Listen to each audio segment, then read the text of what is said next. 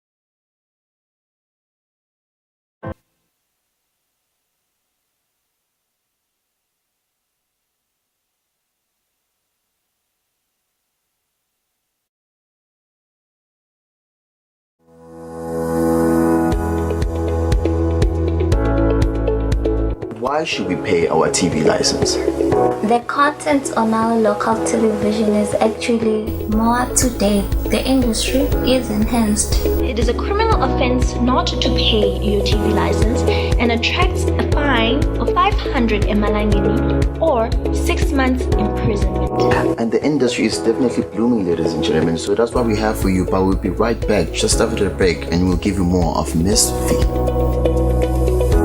Pay my TV license. That's why I can enjoy the benefits of an enhanced industry and keep track with recent transformation. Mommy, who paid for a TV license and what are they paying for? The owners of TV set and a gadget with a tuner like DVD set have to pay. Pay your TV license at NetBank with the details provided on screen. Or use your cell phone via the mobile money pay. You could also visit your nearest post office and pay there. Pay your TV license via Eswatini Mobile Imali. Any TV device retailer can purchase a license to trade. Pay your TV license and enhance the industry.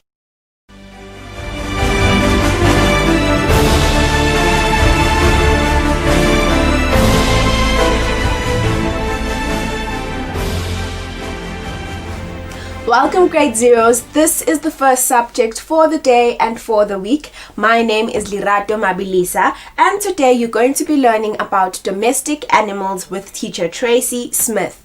The sign language interpreter is Nomtebo Dlamini. A very good afternoon, ma'am. Good afternoon, Lerato. How are you today? I'm good, and yourself? I'm alright. It seems like today is going to be a very interesting lesson. Yes, I have some interesting introduction on the theme of the week.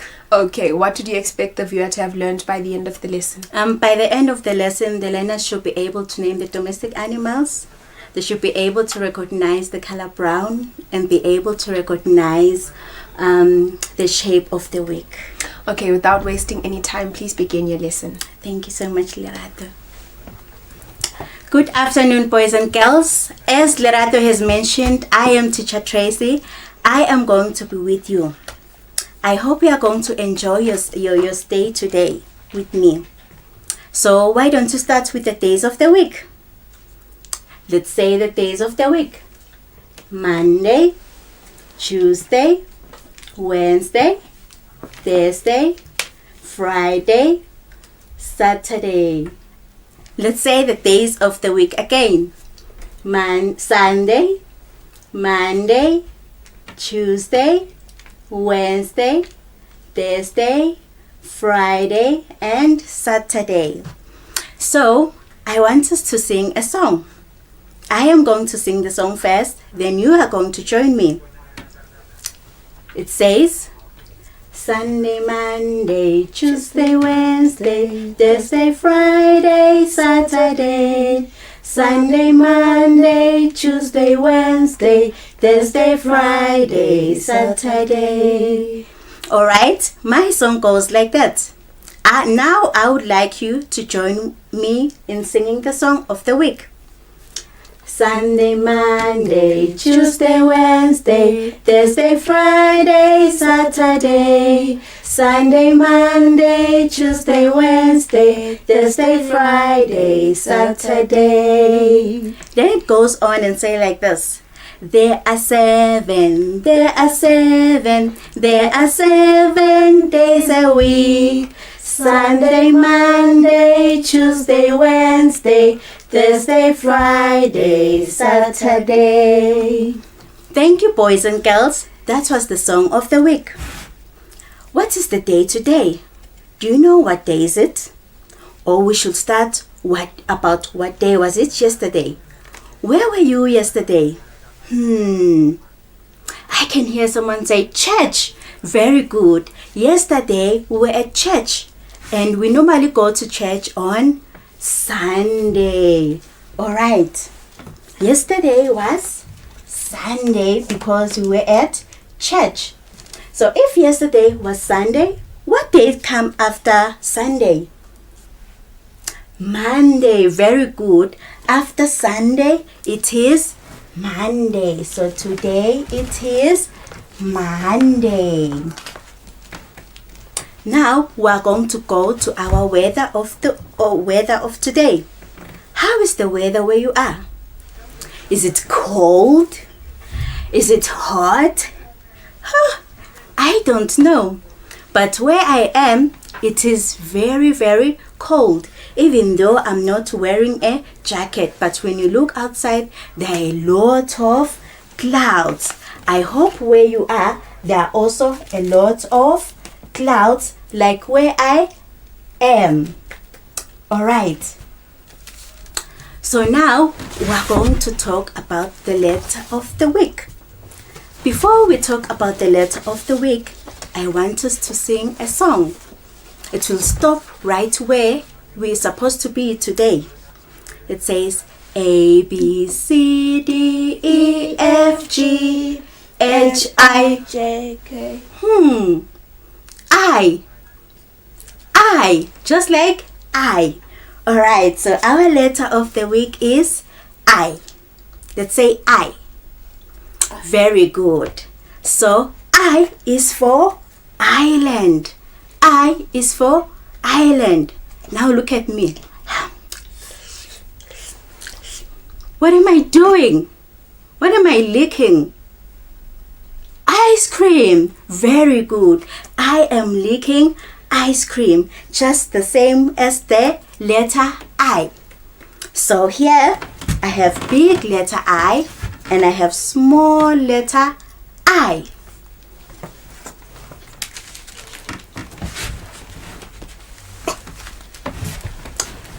Now we are going to talk about the shape of the week. If I remember very well, I know that you have learned about a circle, a triangle, and a square. So our shape today is a rectangle. Let's say rectangle. Very good. Our shape today is a rectangle. Here's my rectangle. A rectangle is different from a square. A rectangle has 4 sides. Let's count them. 1, 2, 3, 4. Also, a rectangle, the sides are not equal like a square. In a rectangle, we have 2 long sides and we have 2 short sides. Alright. Now, I want you to look around your house. Can you find or can you spot objects that are shaped like a rectangle? I'm going to give you a moment. I can hear someone say a door. Very good. A door is shaped like a rectangle. I myself also have a door. It is shaped like a rectangle.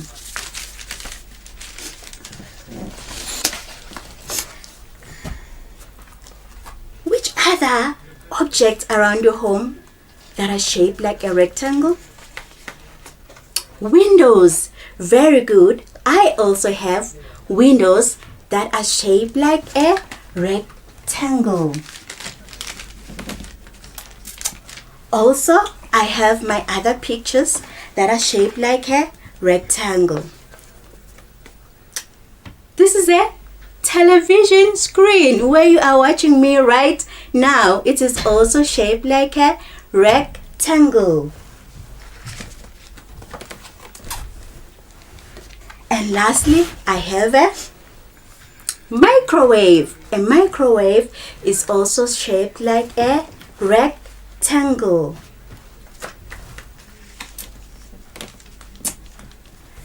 Now, lovely boys and girls, we are going to talk about the number of the week.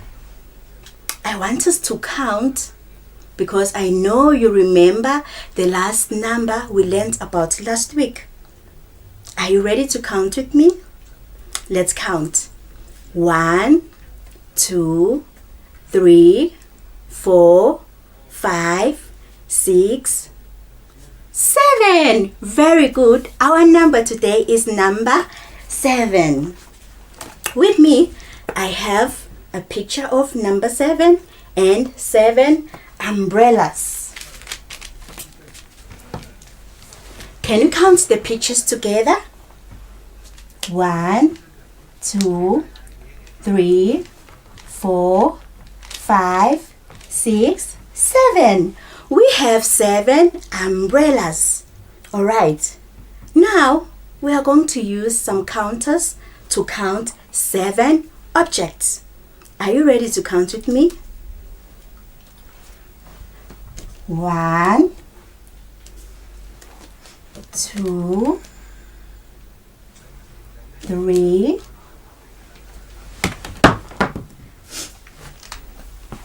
4, 5, 6, 7. Yes, lovely boys and girls, we just counted 7 counters. What else is 7 on our board? The days of the week. Very good. Also the days of the week, there are 7, just like our number for today. Alright, lovely girls and boys. Now we are going to talk about the color of the week. Our color of the week is color brown. Can you look around your house and see if you can spot anything that is brown? Yes, I can hear someone say the couch. The couch is color brown. What else is brown? I can hear someone else saying the door. The door. Yes, most doors are color brown. But with me today, I have chocolate. I know most of you love chocolate. So I have chocolate. Chocolate is color brown.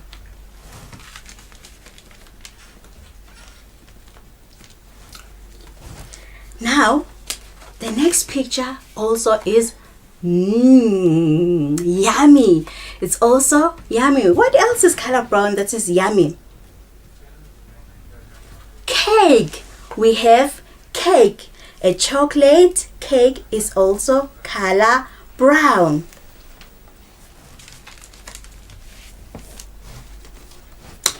Also here, I have, what shape is this?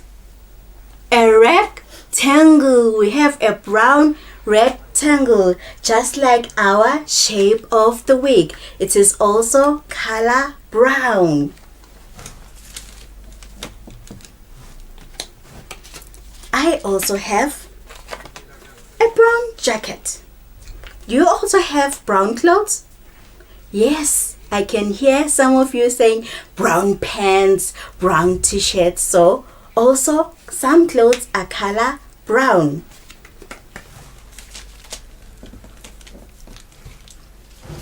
And now, what do I have on my card? Shoes. Yes, most shoes are color brown. I hope you also have brown shoes.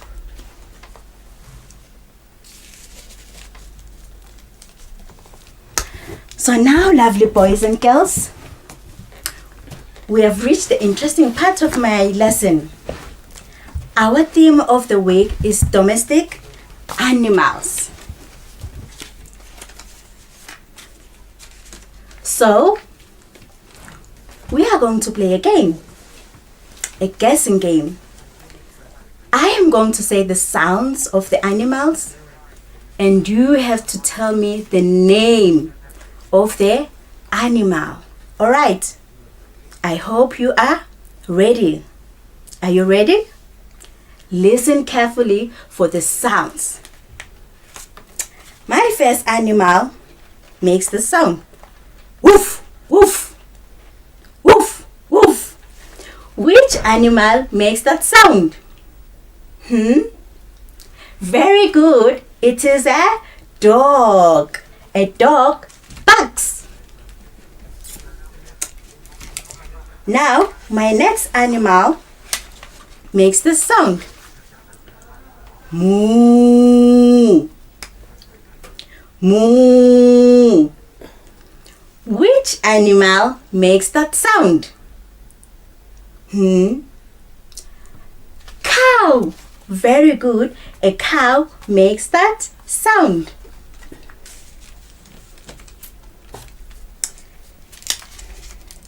I hope everybody's going to get this one right. Are you ready for the next one? Listen carefully.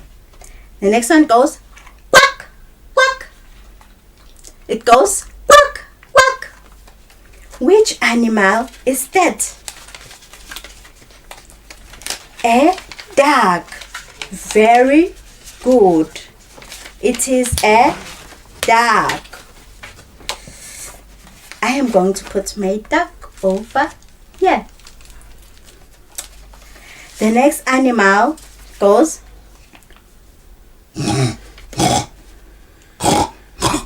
I hope I got that one right. What is that animal? It is a pig. Very good, but unfortunately my pig is black. It's not the usual pig we know. The next animal makes this sound.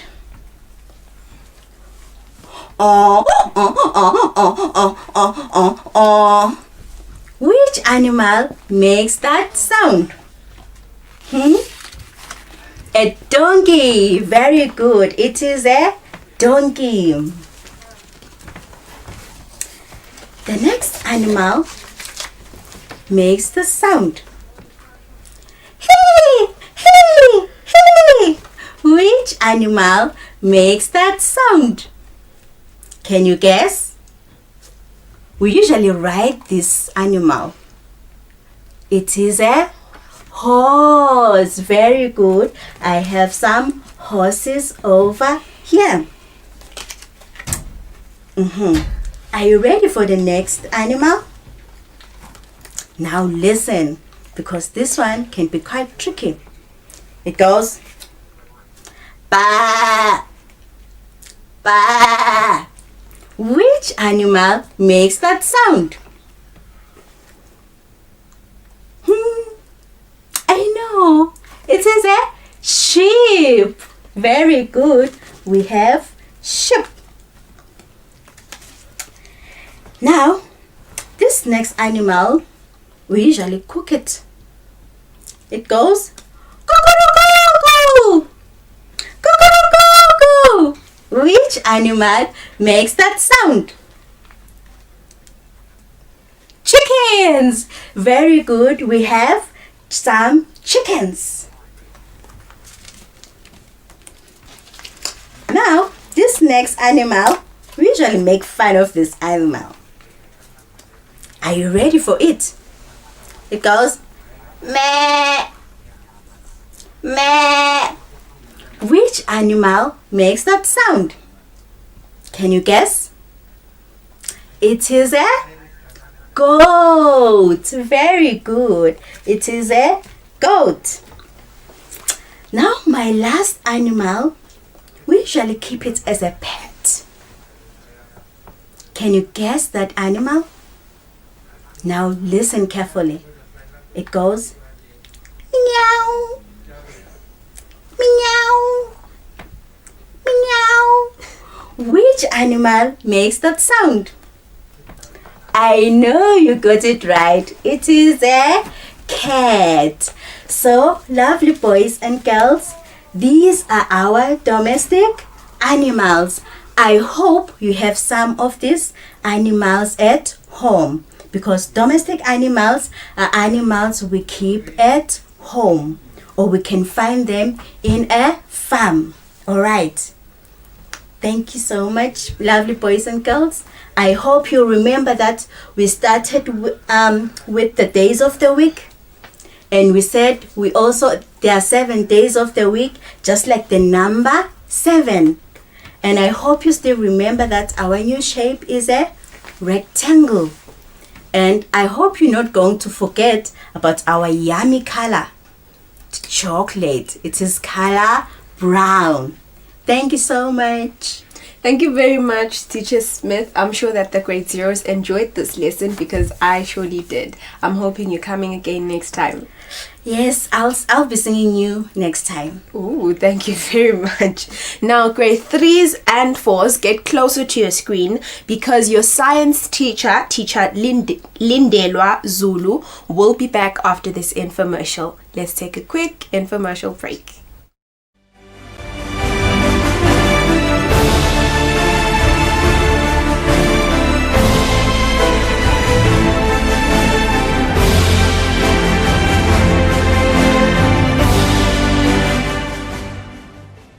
Turn my son to me. I'm going to go get him. Ow, it hurts! Hey, I haven't even touched you yet. Stop being a baby. Kandimba! Get back here! Kandimba!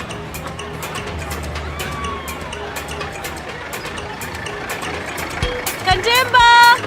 Where are you?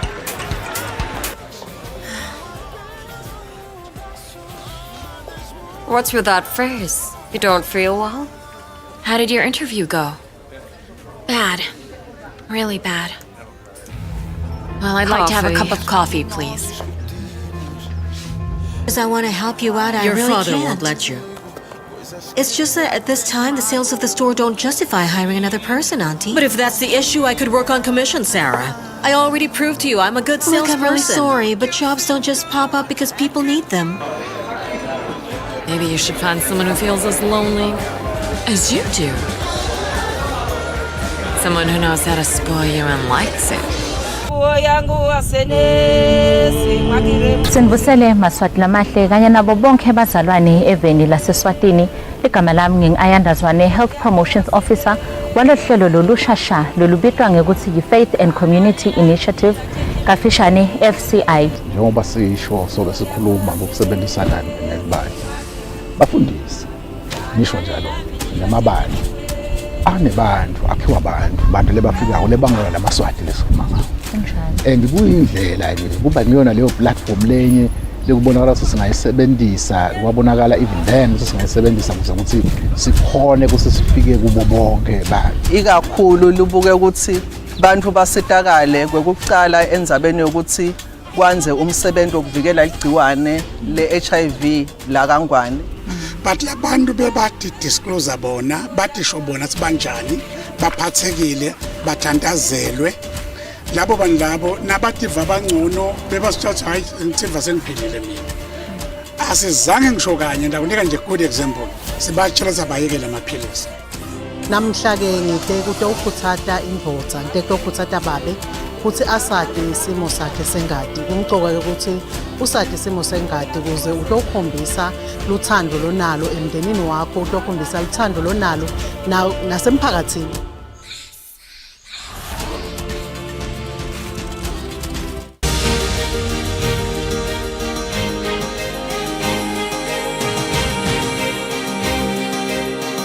With the change in technology, out-of-home digital media is designed to grab the attention of people who are always on the go.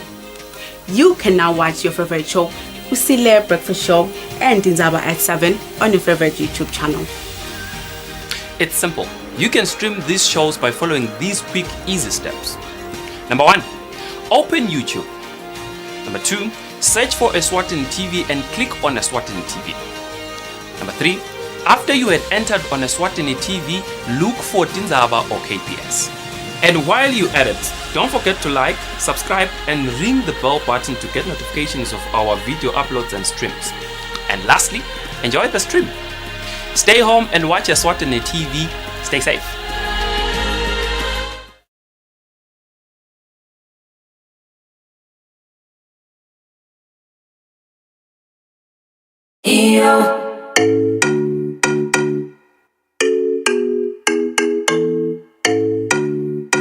Your favorite music show is back. We're bringing you the hottest music videos and live studio interviews with your favorite celebrities. We're giving you a front row seat to the latest fashion trends as well as your weekend gig guide. Join us live on social media and call in to send in your shout-outs. Catch This Weekend Eswatini every Friday at 5:30 p.m. live on Eswatini TV.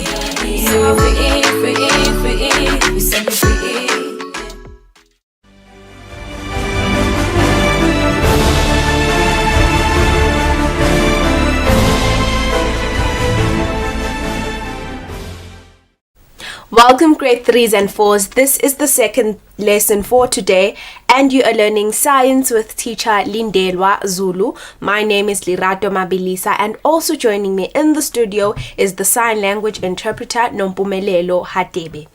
A very good afternoon, ma'am. Afternoon, Lirato. How are you? I'm alright. How are you today? I'm okay, thank you. Okay, so today's topic is teeth. Yes, it's teeth. What do you expect the grade 3s to have learned by the end of this lesson? I want them to demonstrate for me to know how to brush their teeth. I want them also to list or name the sets of teeth we have. Okay, without wasting any time, please begin your lesson. Okay, thank you. Welcome, dear listener at home. Your teacher once again, Ms. Zulu. Like Lirato has said, our lesson today will be about teeth. If you can open your mouth, what are the little things that you see in your mouth? We call them teeth. Okay, what is it that is expected of you to know at the end of this lesson? 1, you have to state that human beings have 2 sets of teeth. Number 2, you have to state that the number of teeth in each set. Number 3, you have to identify and name the different kinds of teeth. You have to also state the number of each type of tooth in each set. Also, you have to state the functions of the identified tooth. You will also have to state the importance of taking good care of your teeth. And lastly, you have to demonstrate how to brush your teeth. Okay, dear Lena, I know you'll be listening and you will also be able to tell me what you have learned at the end of this lesson. Okay, what is it that it is important for us to learn about teeth? Number 1, strong, healthy teeth help you chew the right foods, which help you grow. They also help you speak clearly, and yes, they help you look your best. Okay, so your teeth are important in many ways. If you take care of them, they will help take care of you. Okay, dear Lynn. In grade 2, if you remember, we talked about the 3 types of teeth. We said we have a front teeth, we have a side teeth, and we have a back teeth. We said the front teeth are used for biting food into smaller pieces, and we said the side teeth are used to tear food, and the back teeth are used to chew food. So today we will be naming the teeth with their own names. So I want us to look at the sets of teeth. Number 1, we have the milk set, and 2, we have the permanent set. Let us start with the milk set. We said, so the milk set are the teeth that are found in children, or say babies. So these teeth, they are 20 teeth in the milk set. We have 10 in the upper line and we have 10 on the lower line. These teeth, which I mean the milk set, they start showing up in the baby's mouth when the baby is about 6 months or 7 months. So dear Lena, these teeth, when at the age of 6 years, they start to loosen up, and as they loosen up, they will fall out. And by the age of 13 to 14 years, a person has a full set of permanent set. A full permanent set of teeth. Okay, now let us talk about the permanent set. We found the permanent set with adults. So adults have permanent set. They are made up of 32 teeth, and we have 16 teeth in the upper line and we have 16 teeth in the lower line. I want us to look at this picture. Here is our teeth, our sets. We have the milk set. I want us to look at the milk set.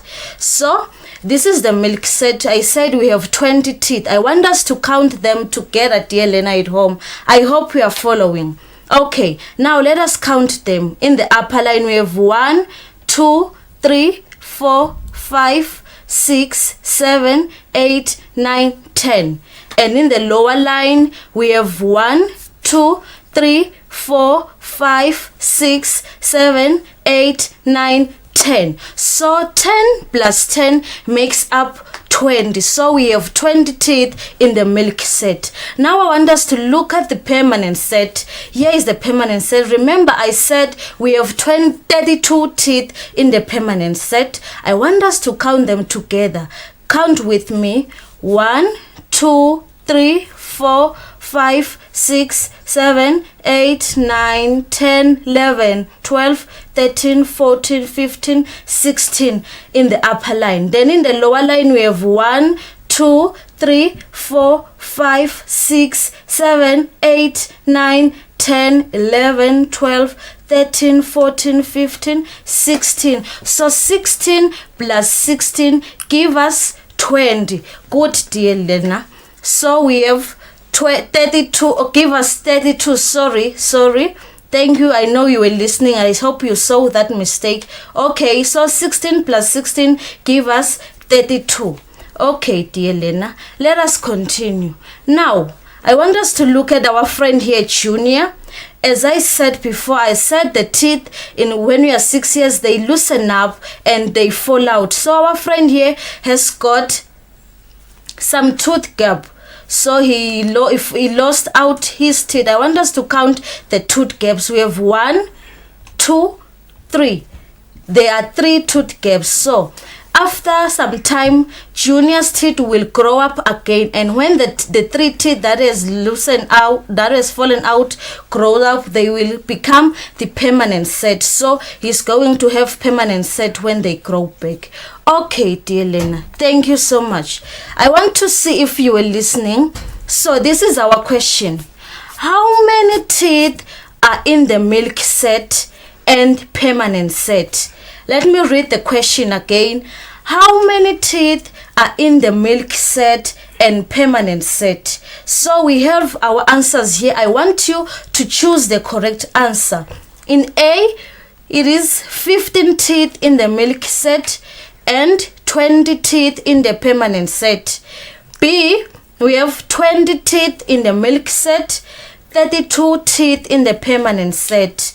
C, we have 30 teeth in the milk set, 10 teeth in the permanent set. Then D, we have 5 milk set teeth in the milk set. Then we have 25 teeth in the permanent set. So, which is the correct answer, dear Lena? I'm giving you a moment. Choose the correct answer. Yes, the correct answer is B. We said we have 20 teeth in the milk set and we have 32 teeth in the permanent set. Good. Okay, now I want us to look at the 3 types of teeth. In grade 2, we said we have front teeth, side teeth, and back teeth. So today I am going to say we have 3 types of teeth. We call them 1, the incisors, 2, the canines, 3, the molars. So grade 3 learner at home, we call the front teeth incisors. What do we call the front teeth? Say with me. We call the front teeth incisors. Then 2, we call the side teeth canines. Say with me. We call the side teeth canines. Then we have number 3, which are the molars. We call the molars the back teeth. So the back teeth are called molars. Okay, let us go further. Now, here are the types of teeth. We'll look at them one by one. Okay, we have number 1, we have the incisors. The incisors are found at the front of the human jaw. That's why we call them front teeth. The incisors are flat in shape. I want us to look at your picture here. Here is an incisor. You can see at the top here, it is flat. And even here is other types of other incisors here. They are flat also. Okay, what are they used for? Their function. We use the incisors to bite and cut food into smaller pieces. We use the incisors to bite and cut food into smaller pieces. So when we are eating apples, we are going to use your incisors to cut the apple. And so let us continue then. Good. We have 8 incisors in both the milk set and permanent set. There are 8 incisors in both milk set and permanent set. Don't forget that, dear Lena. Okay, now let us look at the canines. So the canines, we say they are found at the sides. Sometimes we call them the side teeth. So they are found at the sides of the human jaw. The canines, they are sharp and pointed. If you can look at the picture here, here is our canine. It is sharp at the top here, and here is also another picture. You can see the canine. Here it is sharp. Sometimes we call it the dog teeth. So what is it used for? We use the canine to tear food. When you eat food like meat is even tougher, you use your canine to tear the meat. And we also, what is it? How many canines are there? We have 4 canines, both in the milk set and the permanent set. Good, dear Lena. Let us continue. We have the molars once again. What are they? Where are they found in the mouth? They are found at the back of the human jaw. That's why in grade 2 we call them the back teeth. Okay, what are they used for? Now, before we go to that, they are large and flat. Look at your picture here. Here is a molar. It is large in size and flat at the top.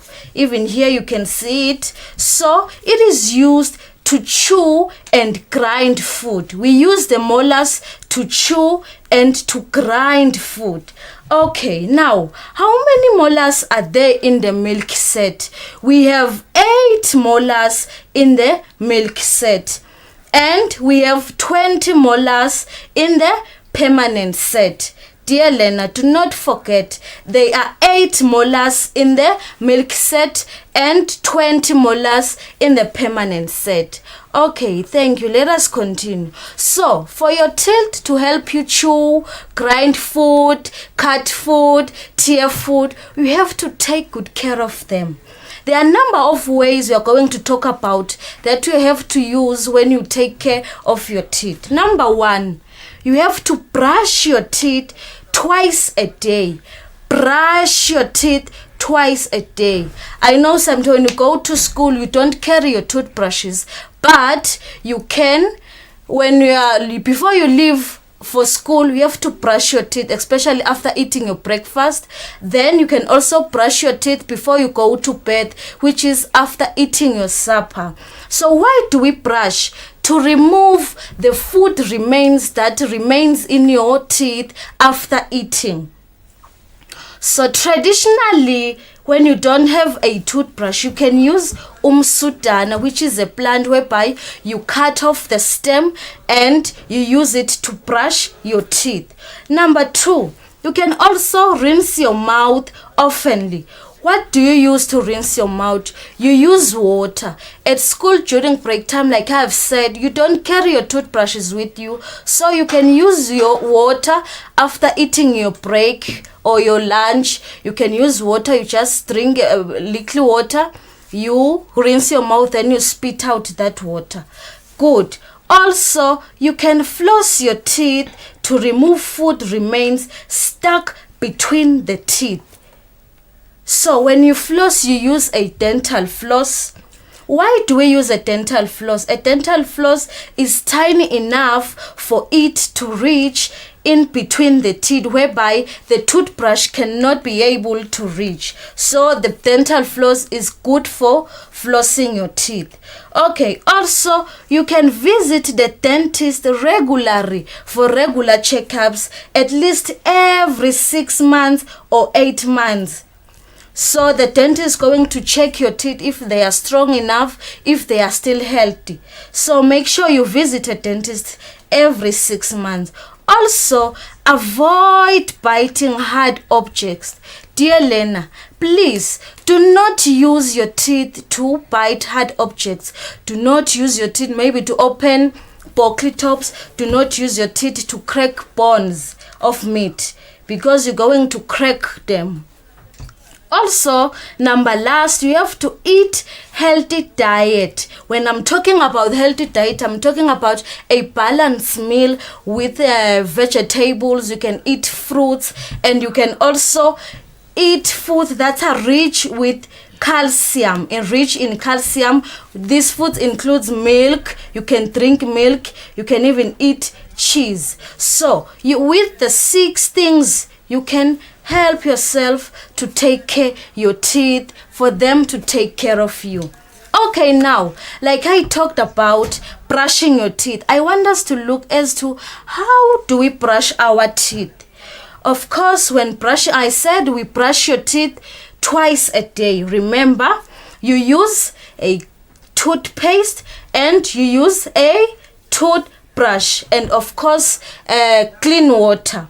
Okay, now, when you brush your teeth, you have to use a pea-sized amount of toothpaste. If you can look at our picture here, we have a toothpaste on a toothbrush here, a pea size. When I'm talking about a pea size, I'm talking about little amount of toothpaste. You don't have to use in too much toothpaste, because it is going to be useless for you to use such. So you have to use pea size. Okay, now do not swallow the toothpaste while you brush. Make sure as you brush, do not swallow the toothpaste because it is not good for your health. Okay, as you brush, please brush softly away from your gums, moving the toothbrush up and down.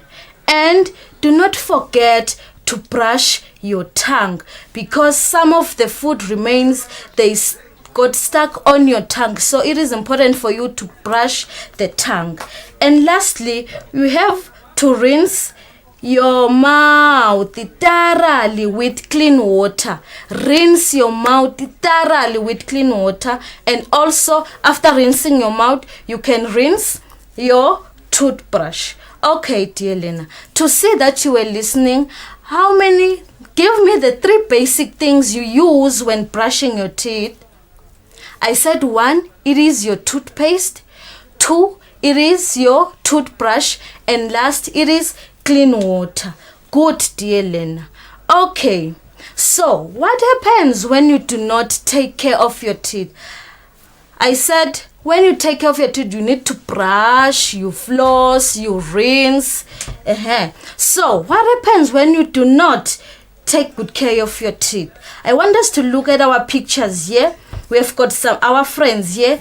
Junior here, he has got bad teeth. Look at his teeth, they are dark spots on his teeth, which means he does not take care of his teeth. So when you do not take good care of your teeth, we are going to have tooth decay. Also here, our friend Musa here, look at his teeth, they are very bad. It means that he does not take good care of them. So dear Lena, please be careful with eating too much sweet things like chocolate, cake, too much sugar when you're drinking your tea. Be careful of such sweet things. They are not good for your health. Okay, dear Lena. We have talked about everything. Now I want to see if you were listening. Let us try this. Here is our questions. Question 1. Which type of teeth do you use when eating? Let us read the question again. Which type of teeth do you use when eating? A. Which type of teeth do you use when eating apples? Remember, when you eat the apple, you have to bite it or cut it. So which type of tooth do you use? Let me give you a clue. The type of tooth that we use, it is found at the front of your mouth or at the front of your teeth. What is the name of the teeth that we use to eat our apples? Yes, dear Lena, we use the incisors. We use the front teeth to cut our apple. Okay, B. When eating a tough piece of meat, which type of teeth do you use when you eat a tough piece of meat? Remember, let me give you a clue. We use the teeth, these teeth that we use to eat a tough piece of meat, they are found at the sides of the teeth. So what is the name of the teeth that we use when we eat a tough piece of meat? Yes, we use the canines. I even told you sometimes we call them the dog's teeth. Okay, good. And then C, which type of teeth do you use when you eat roasted peanuts and maize seed, which we call it in Siswati imbasha? I know we are used to eating popcorn. So, which type of teeth do you use when you are eating your popcorn or your maize seeds together with roasted peanuts? I'm not going to give you a clue this time. I want you to tell me the teeth we use to eat your popcorn. Yes, we use the back teeth, which is the molars. Good, dear Lena. Now, question 2. What is the name of the tooth in the red circle? What is the name of the tooth in the red circle? Look at it carefully. It is sharp pointed. What is the name of the teeth? Yes, it is the canines. Good, dear Lena. It seems like you were listening. Yes. Okay, now We have learned about everything, so you have your activity books at home. I want you to open page 23 to 25. There is your work there, and also there is page 27 and page 29. There is your work which you have to do later, and please do it so that you can remember what we talked about today. And after writing your work, please ask anybody at home to check for you if you have written everything correctly. Okay, now what did we learn about today? We learned that we have 2 sets of teeth, which we have the milk set, which in the milk set we have 20 teeth. Then we learned about the permanent set. I said in the permanent set we have 32 teeth. Also, we talked about the 3 types of teeth, whereby we said we have the incisors, we have the canines, we have the molars. And we said the incisors are used for biting and cutting food. And we said we have 8 incisors, both in the milk set and the permanent set. Good. Then we talked about the canines. We said we use the canines for tearing food. And we said we have 4 canines, both in the milk set and permanent set. Also, we talked about the molars. We said we use the molars for chewing and grinding food. So we have 8 molars in the milk set and 20 molars in the permanent set. I hope you see the difference here. Now we said we have 8 molars in the milk set and 20 molars in the permanent set. So I said for your teeth to help take care of you, you need to take care of them, whereby you have to brush your teeth, we have to rinse your teeth, we have to floss your teeth, and also visit the dentist at least 6 months, every 6 months. Okay, dear Lena, that is what we learned about today. So I want you, after everything we have done, I want you in the afternoon before you go to sleep, please brush your teeth the way I said we brush our teeth. Okay, dear Lena, thank you so much for listening. Till next time. Thank you very much, ma'am, for today's lesson. It was very interesting. It was an amazing lesson and very informative. Let's hope you're going to come again next time and give us another interesting lesson as this one. Yes, of course I will come again. Thank you, Lerato. Okay. If you're doing grade 5 or grade 6, please get closer to your screen because your English language teacher, Teacher Themba Lamini, will be back after this infomercial to teach you about adverbs. So grade 5s and 6s, grab a snack. We'll be back after this commercial break.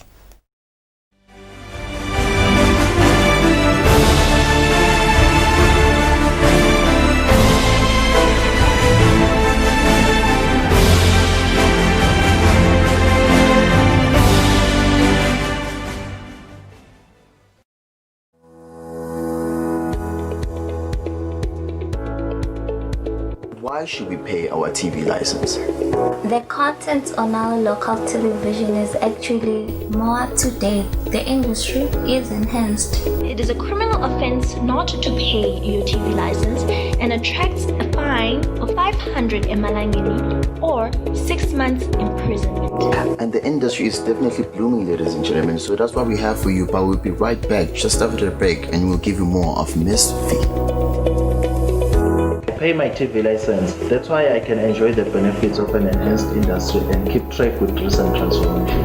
Mommy, who paid for a TV license and what are they paying for? The owners of TV set and gadget with a tuner like DVD set have to pay. Pay your TV license at Nedbank with the details provided on screen.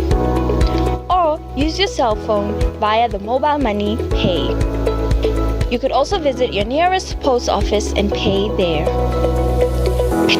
Pay your TV license via Eswatini Mobile Imali. Any TV device retailer can purchase a license to trade. Pay your TV license and enhance the industry. Better health, better life. It's another season on your favorite program, Better Health, Better Life, here on Eswatini TV. Ayinibingelele kunemukele babukele emakhaya kulolu hlelo i-Better Health, Better Life. Lona thulula hlelo ngunokuphila masangana. It's all about our health, our better health today, and our better life tomorrow. In the midst of this global pandemic coronavirus, Better Health, Better Life brings you closer to your health professionals. Ifake emlonyeni wakhe. Nangabe nje ngidla indlo legcwele amafutha, lendlo ngidla. So siyakhuthaza ukuthi lala abahlala nalala abanashukela abafunde nabo ngaloshukela. Watch out for another fresh season of Better Health, Better Life on Eswatini TV. It's getting bigger and better every season. This season with COVID-19 is a must to watch for everyone in every home. Better Health, Better Life, your gateway to a healthy living.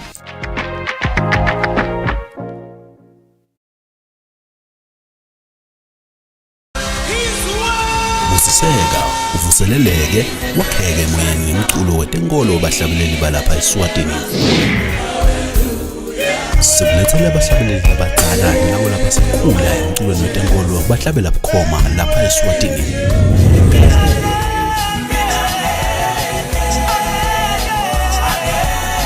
Siphinde sixoxisane kabanti ngalaba kwentako emsebentini wabo wekuhlabelela igospel konke kungidinisa simakathe.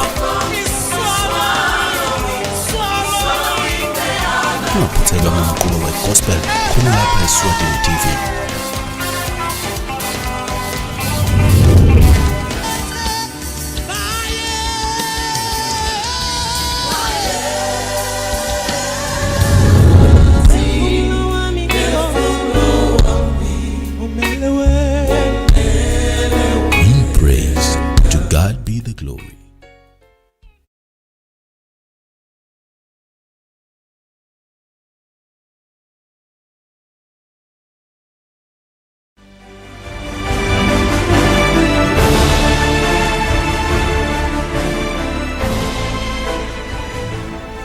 Welcome grade 5s and 6s. This is the third subject for today and you are learning English language with teacher Themba Dlamini. My name is Lerato Mabilisa and also joining me in the studio is the sign language interpreter Nomcebo Dlamini. A very good afternoon, sir. Afternoon, Lerato. How are you? I'm alright. How are you today? I'm very fine, thanks. I'm good. Yes. So today's topic is adverbs. Yes, today we are going to be talking adverbs here. Okay. Yes. What would you expect the grade 5s and 6s to have learned by the end of this lesson?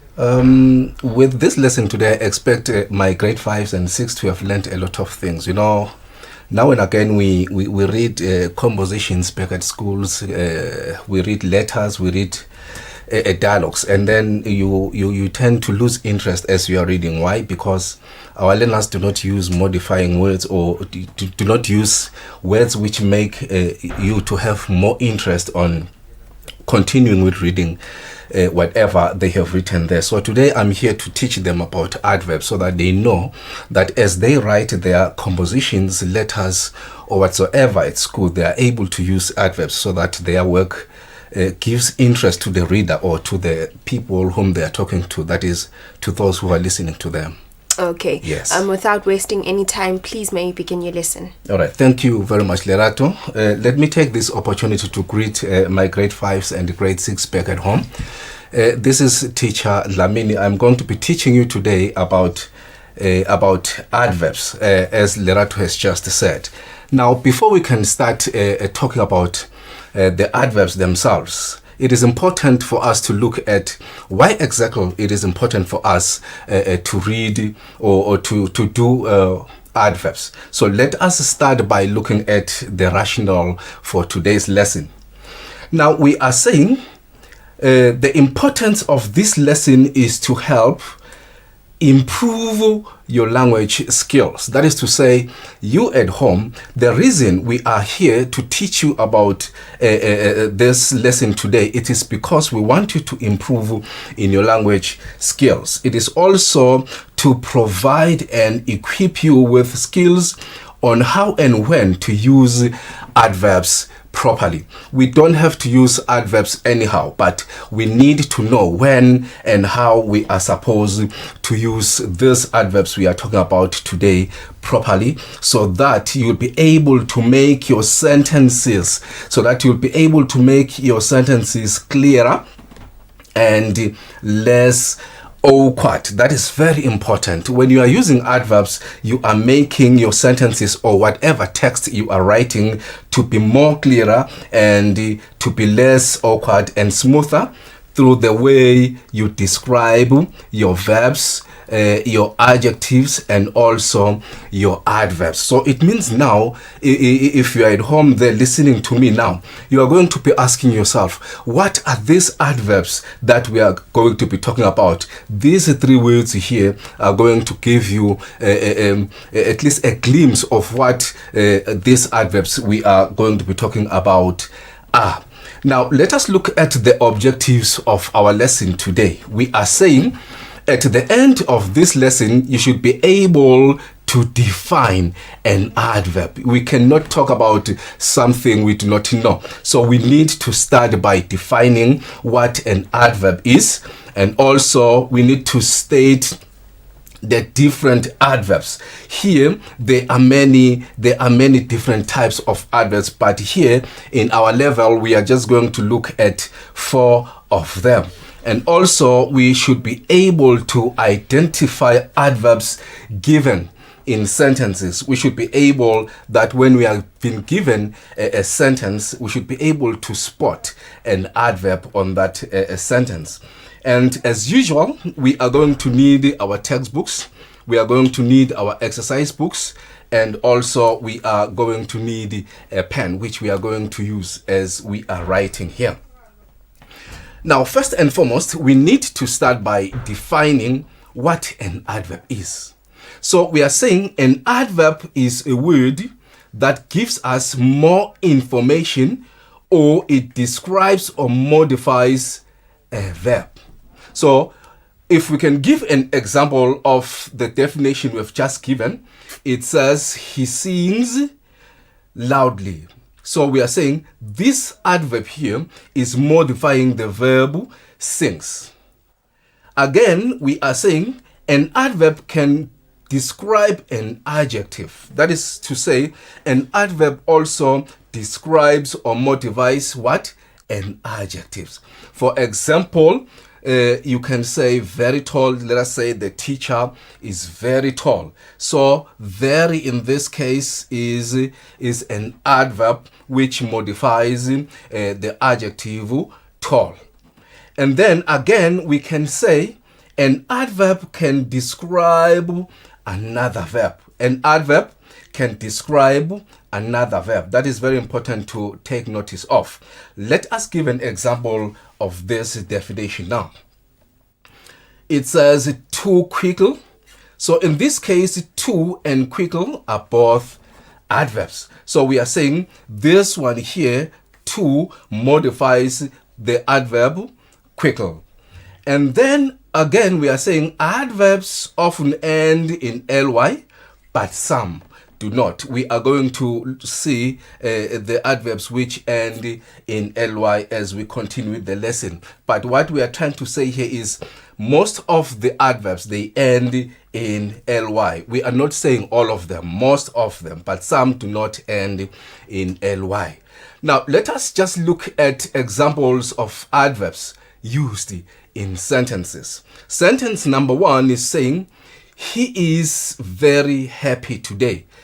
Now, when you look at this sentence, sentence number 1, you are going to see that without this adverb here, very, the sentence will be correct, but it will be dull. You understand? So we are saying he is very happy today. The adverb very is modifying the adjective happy in this case. Now, the sentence becomes more clearer. Remember, we said we are doing adverbs so that our sentences or text is more clearer. Sentence number 2 is saying, she screamed loudly when she saw the snake on her bed. Now, when you look at this one here, remember I said some of the adverbs, they end in ly, which means therefore this one here is the adverb. So without this adverb here, which modifies the verb screamed, this sentence again will be dull. But now, because we have modified this verb screamed, the sentence becomes interesting to read.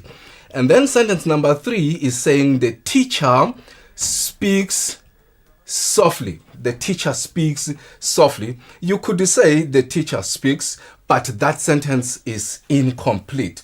So the softly here is modifying the verb speaks. What we are doing here, good people, we are trying to show you that whenever you are writing, try by all means to use these modifying words. They add flavor and interest in your writing.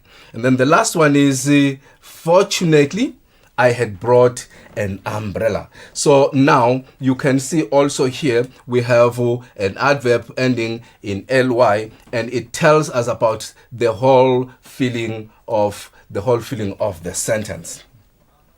Now, as I said earlier on, that we are not going to treat all the adverbs that we have out there. We are going to choose 4 of these adverbs. The first one is the adverb of time, which is answering the question when. And secondly, we are going to be looking at the adverb of place, which is answering the question where. And we are going to be looking at the adverb of manner, which is answering the question how. And lastly, we are going to look at the adverb of degree, which answers the question how much.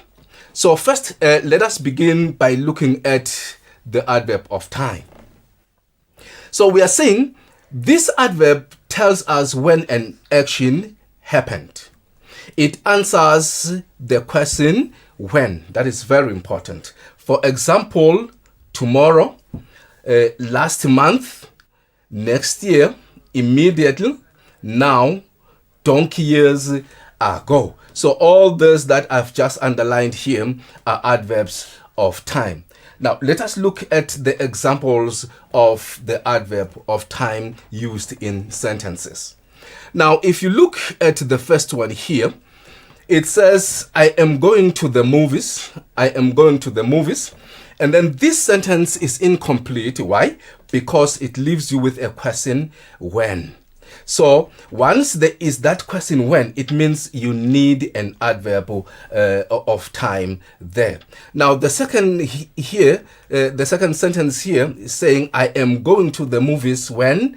Tomorrow. Now the moment you put tomorrow here, you have modified the sentence. Now it is interesting to read. It leaves you with no questions. The second one is, he left. When did he leave? And you are going to say he left when? Yesterday. And then we are eating. That is the third example. We are eating. When are we eating? We are eating just now. So these sentences here, they tell us more about the adverb of time. Now let us move on to the adverb of place. Now we normally say this adverb tells us where an action takes place. It answers the question where. That is very important. It answers the question where. For example, at home, here, there, everywhere, inside, near. There are many. You can give more examples of those ones. Now let us move on to example number 1 here to see how we are supposed to use this adverb of place in a sentence. It says they built their house. Now the question that remains there is, where did they build this house? So we are saying this sentence here contains a verb. That is, this sentence that we've just read, it contains a verb only. And then we are saying if the verb is alone there, we normally say the verb is lonely. So it needs a modifier. And then here it says they built the house near the river. Now, here in this sentence, we have included an adverb of place, where near the river. So it says this sentence contains now an adverb of place. And then example number 2 is saying, I searched and I couldn't find it. And then this sentence contains a verb again only. And then a sentence with an adverb of place is going to say, I searched where? Everywhere. And I couldn't find it. Now, if you can notice, this sentence contains an adverb of place. Now, let us move on to look at our third adverb, which is the adverb of manner, of manner. Now, we normally say this adverb tells us how an action took place. So you can easily tell now which question this adverb answers. So we are saying it answers the question how. How an action took place. It answers the question how. For example, quickly. How did something happen? It happened quickly, diligently, happily, and you can give the list is endless. Let us go to example number 1. Example number 1 is saying they walked. Remember I said if the verb is alone in the sentence, it becomes lonely. So it needs a modifier, which is an adverb in this case. So we are saying they walked. So this sentence contains a verb only.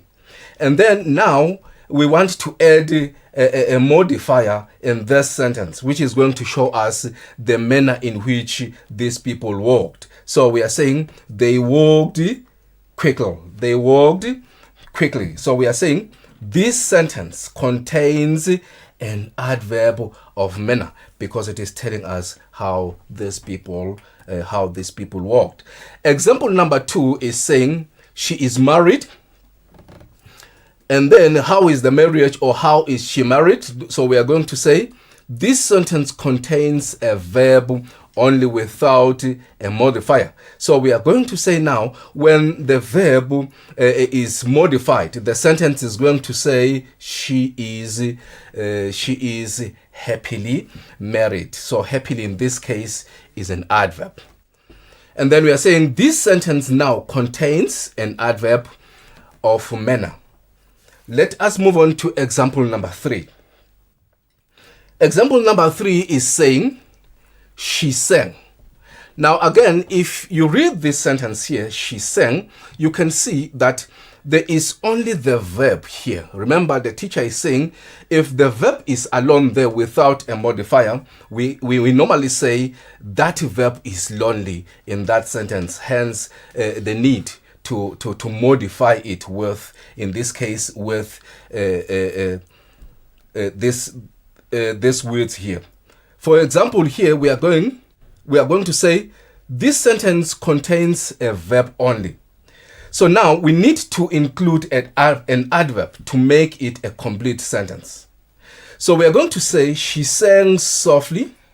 So in this case, softly is modifying the verb sang.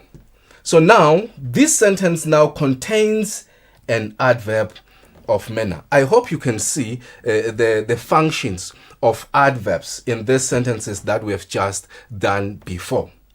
Now let us move on to look at the adverb of degree. The adverb of degree. So we are saying an adverb of degree tells us how much something is happening or how much something happens.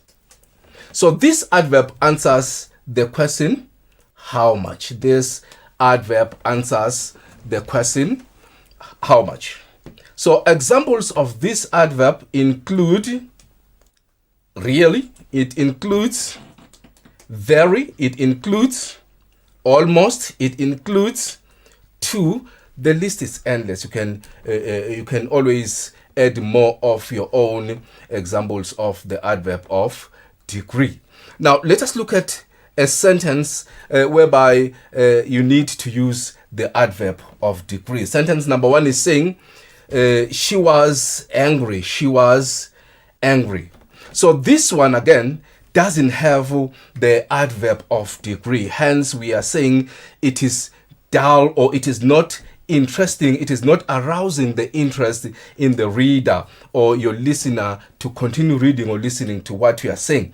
So we are saying here you need an adverb which is going to modify the sentence here. And then we are saying she was really angry. So in this case, really angry, or really itself is telling us how much this person was or is angry. Okay. Now, the second example here is saying he jumped high. He jumped high. Now, this sentence contains an adverb only. It contains an adverb only. Now, he jumped very high. In the second one, it says he jumped very high. Hence, this sentence contains an adverb of degree, which is very. This is to say, very is showing or telling us how much high this person jumped. Now, I want us to look into some different kind of adverbs which are formed from adjectives by adding the ly. So I just want us to look at this one and see how these adverbs we are talking about that are ending in ly are formed. So some adverbs are formed by adding an ly at the end of an adjective. So it means, therefore, if you have been given an adjective and then you add the ly at the end, this is going to give you an adverb. Now, such adverbs tell us how much something is happening or how much something happens. For example, we have got the word or the adjective strong, which we are going to add the ly, and it is going to give us the adverb strongly. Now, if you can use this adverb strongly in a sentence, we are going to say, I disagreed strongly when my brother said we must not call our parents. So now this adverb strongly, you can see that we have made it, or we have formulated it by using an adjective and adding an ly at the end. Let us continue looking at the second example here. There is the word immense plus ly, which is going to give us the adverb immensely. Now, a sentence whereby immensely has been used can say, Thandi loves her country immensely. There are many of these adjectives, good people, that you can use to form these adverbs. For instance, some of them include adjectives such as kind, whereby you are going to add the ly and you are going to find an adverb which is kindly. So there are many of these adjectives. So you need to think of more of those adjectives and try to add the ly at the end and come out with these adverbs and use them in your own sentences back at home to see if you can be able to give clearer meanings of the sentences by using those adverbs. Remember, teacher said we are using these adverbs. Why? Because we want to get a clearer meaning of whatever we are saying, be it in compositions, be it in letters, be it in dialogues. Remember, we do dialogues there, so we need to be clear always about what we are saying in our text. Now, let us look at this classwork that we are having here. It says, let us add ly to the following adjectives to get adverbs. This is interesting, okay? This is interesting. So it is saying we must add the ly to this adjectives that they've given us here to form or to get adverbs. The first one is said. So they're saying we must add the ly. What do we get here? We are getting sadly. We are getting sadly. And then in the need, you need to add an ly again. In friend, you need to add an ly. In kind, you need to add an ly. And in profuse, you also need to add what? An ly. So make sure you complete these ones here. Now, before I go, good people, let us remind each other what we have talked about here. We have talked about, in fact, we have tried to define what an adverb is. And then we said an adverb is a word that modifies either a verb, either an adjective, or either an adverb itself. And then we said these words, we use them to modify, to make whatever we are writing. It can be composition, letters, or dialogues. We want to be clearer there. And we want to arouse the interest of the reader or those people listening to you to continue reading or listening to whatever you are saying. And we also mentioned, we talked about the 4 types of adverbs, whereby we said there's an adverb of time, which answers the question when. There's an adverb of place, which answers the question where. And also there's an adverb of manner, which answers the question how. And lastly, we talked about the adverb of degree, which also answers the question how much. Now, for you to cement this in your minds, it is important that you read more stories, you read more text, and you try to write more of your sentences back at home using those adverbs so that you can be in a position to know how to use them and to know how to use them. Before we take too much time, let us go back to Lerato. Lerato, I think we are done here. Okay, thank you very much for joining us today, Mr. Dlamini. Yes. Let's hope when you come again, you are going to give us another informative lesson as this one. I promise. Okay. I promise, yes. Let's hope you keep to that promise. I will keep to it, yes. Okay. Now, if you are in Form 1, Form 2, or Form 4, please get closer to your screen because Nogwazi will be back to present the following subjects: mathematics, religious education, and chemistry. We'll be back after this infomercial.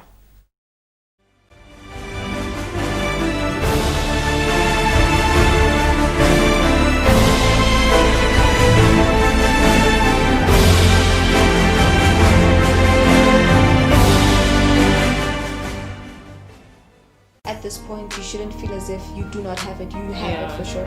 Find something you like doing. Yeah. Say invest in yourself. I am your host, Dianza Dlamini, and you're watching Fame Unfiltered.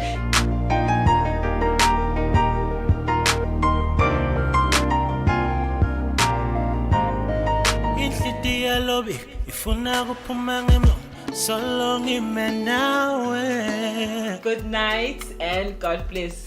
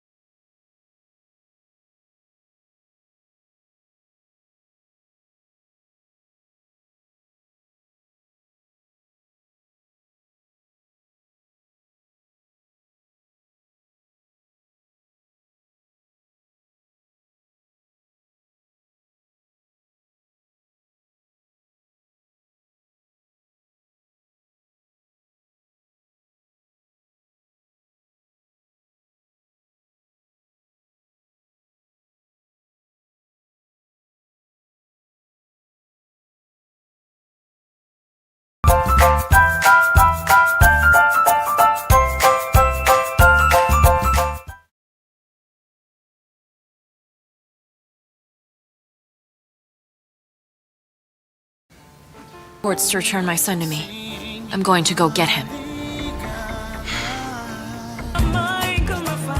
Ow, it hurts! Hey, I haven't even touched you yet. Stop being a baby. Kandimba! Get back here! Kandimba!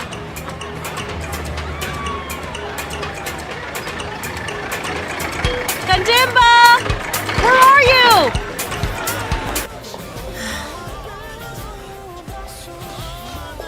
What's with that face? You don't feel well?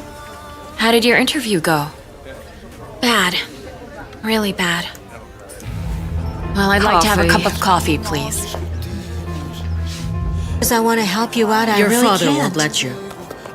It's just that at this time, the sales of the store don't justify hiring another person, Auntie. But if that's the issue, I could work on commission, Sarah. I already proved to you I'm a good Look, salesperson. I'm really sorry, but jobs don't just pop up because people need them. Maybe you should find someone who feels as lonely as you do. Someone who knows how to spoil you and likes it.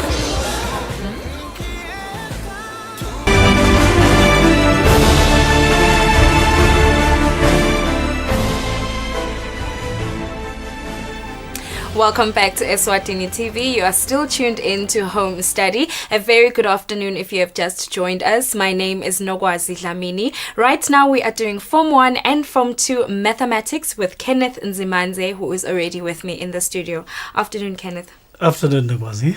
How are you doing today? Oh, I'm very good. Thank you. And you? I'm doing good. Thank you very much. You had a good weekend. Oh, definitely. Yes, I did. All right. So it's back to mathematics today for the Form 1s and the Form 2s. I understand we're doing adding numbers with different signs today. Yes, we are adding numbers with different signs. All we right. are also going to talk about opposite numbers. Okay. All right. What are you expecting your Form 1s and your Form 2s to have learned by the end of this lesson? Well, by the end of this lesson, I definitely expect them to have mastered how to work out addition of given numbers. Mm-hmm. And I also expect them to be able to write Okay. opposite numbers given one number. Okay, all right. Yes. Form 1s and Form 2s, I hope you are ready for your lesson. And of course, a reminder that right now we are live on YouTube and on Facebook. If you have any questions, please feel free to use our WhatsApp number. Kenneth, I think you may begin with your lesson. Thank you so much, Nogwazi. Dear learners, this is what I'm expecting at the very start. We expect that by now you know how to add numbers with the same sign. We are also expecting that you know how to do subtraction of numbers in general. The rationale has not changed.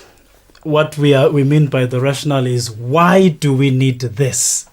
Of course, when we did introduce this, what we said was it becomes very useful when we are, of course, talking about such things as altitude, as well as when we are looking at temperature.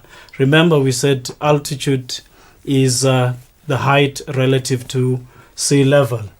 And then we said temperature is such that actually you also have temperatures that are above zero and those that are below zero. A reminder now. In the previous lesson, we looked at the addition of numbers with the same sign. We said adding these numbers with the same sign, the numbers are added and then the sign remains the same. Let me go back to what exactly we meant. We were saying, take for instance this current example. We have -1 and -3. So both of them have the same sign. And that same sign is the negative, as we can see. We said when you add them, you ignore the sign. And what do? You are taking the 1 and the 3. Ignore the sign. And then what do you do with them?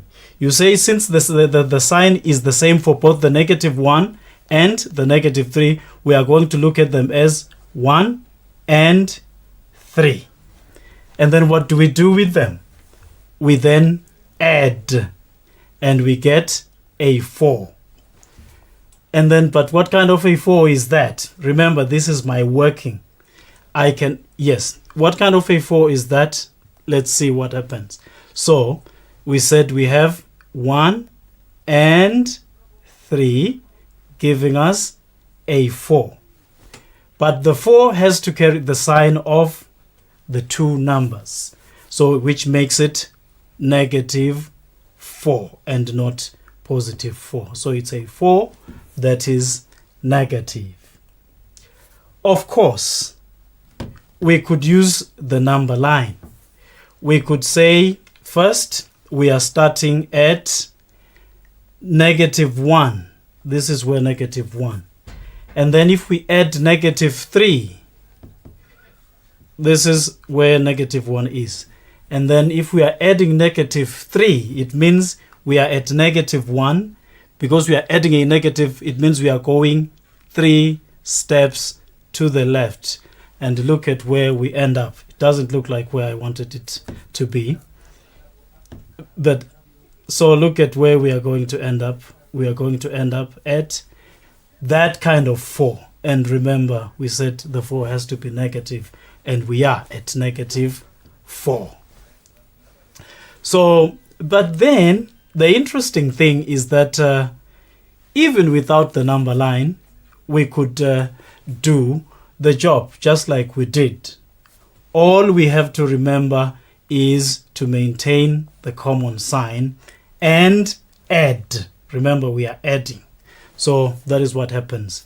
We would use our 1 and 3 and maintain the negative sign like we did when we said the answer was -4.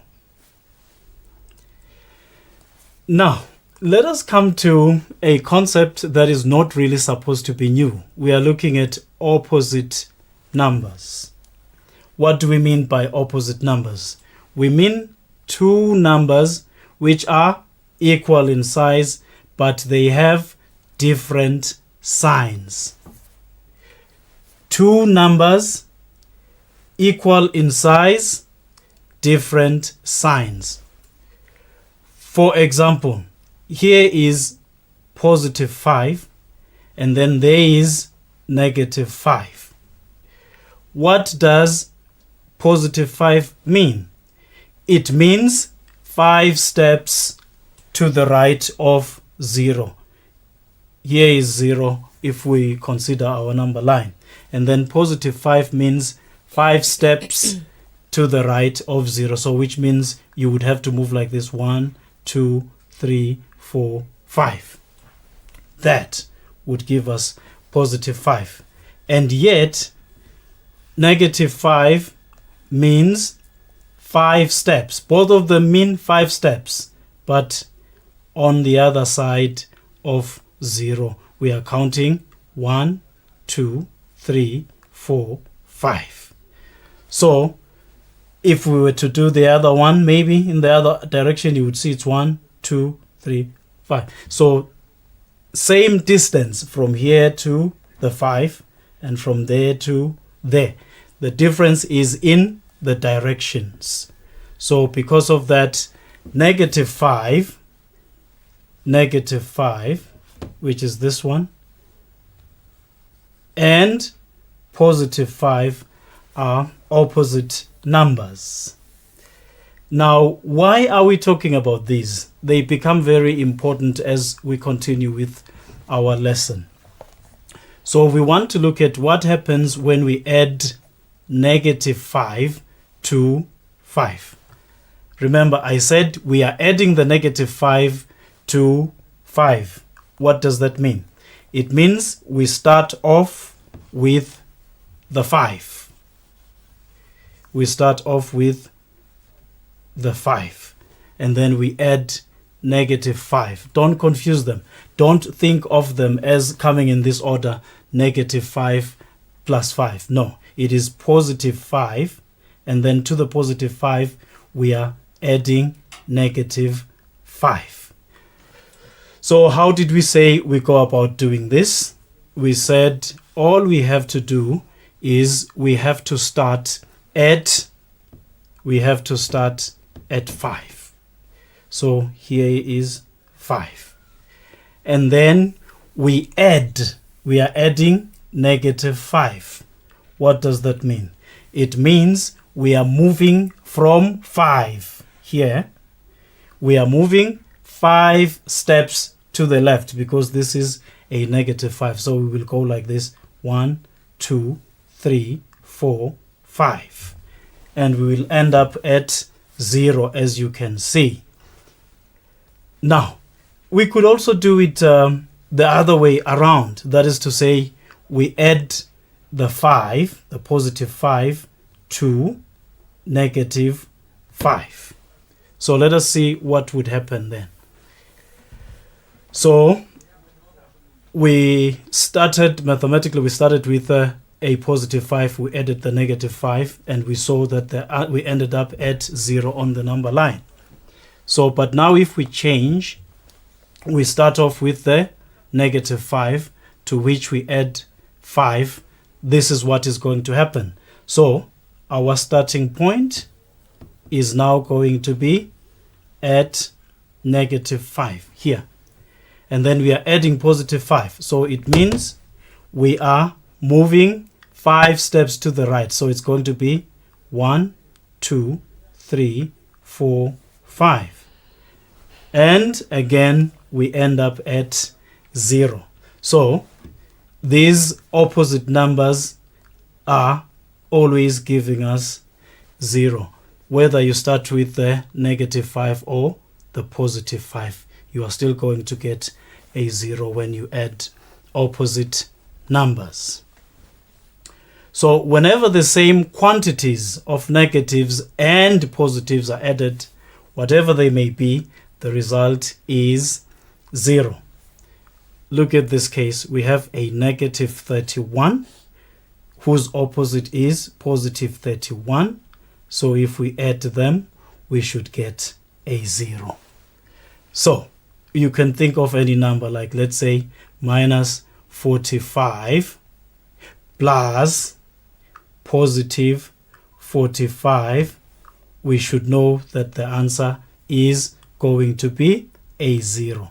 All the time the answer is going to be a 0 if we are dealing with opposite numbers. Now we were adding same and different. Now let us do addition of numbers with different signs.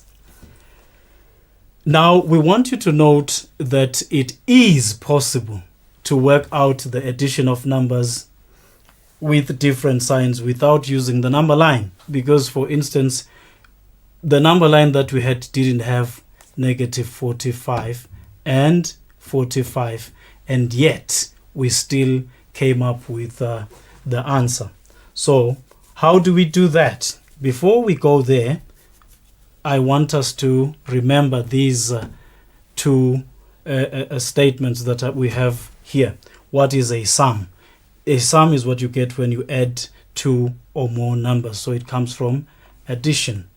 What is a difference? That is what you get when you subtract 2 numbers or more. So you get a difference in one case and you get a sum in another case. So let us proceed and see what happens next. Now let us see how we can come up with the same result for the numerical expression +5 plus -3. So how do we do that? We simply say, this is how you go about doing it. Just look at the numbers and say there is a 5 and there is a 3. And then your numbers are 5 and 3, and you are ignoring the signs. That one is positive, the other is negative. You just treat them like both of them are positive. Then what do? Since the signs are different now, you always, let me go back. I said different. So remember, a difference. So a difference is what you get when you subtract. Now let us go forward. I am saying now the two signs are different in this case. So our signs are different. It's plus and minus. because they are different, we are going to find the difference.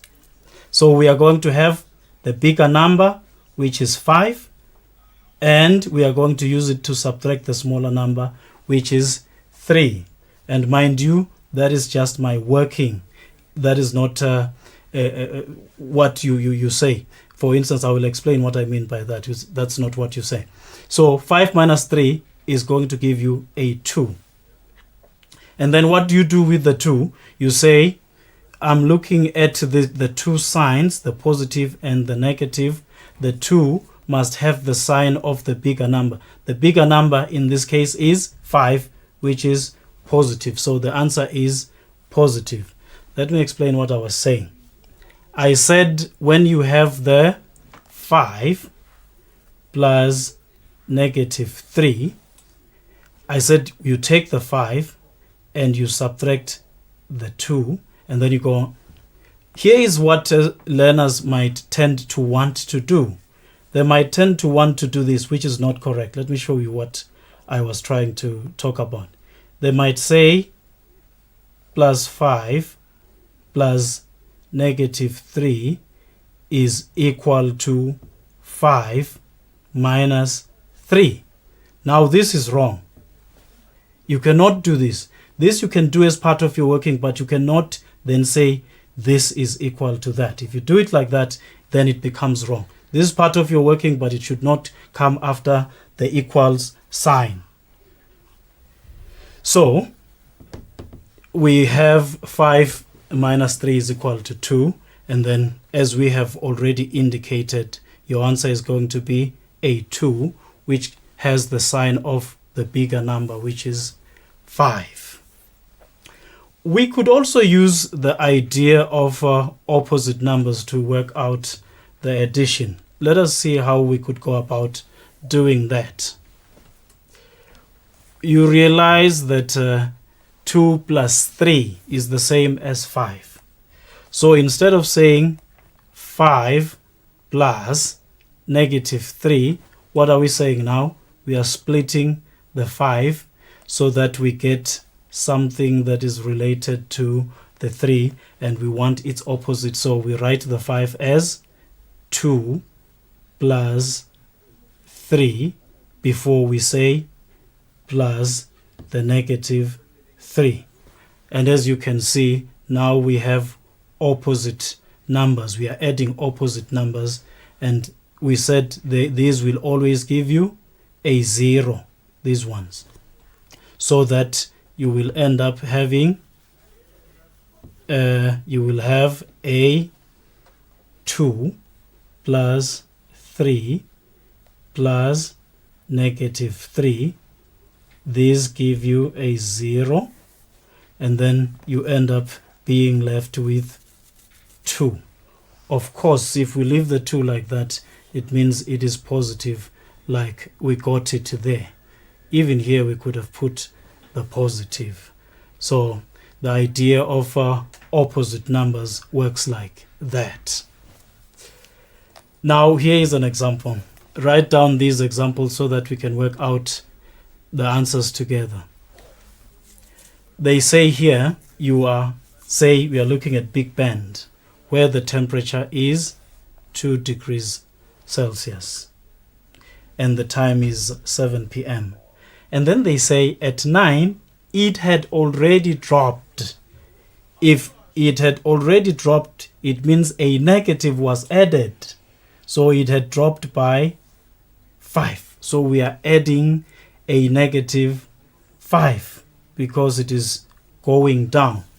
And then the question is now what was the temperature after it had dropped by 5 degrees? So let us do the mathematical thing, which is going to be to add 2 and negative 5. So what do we do again?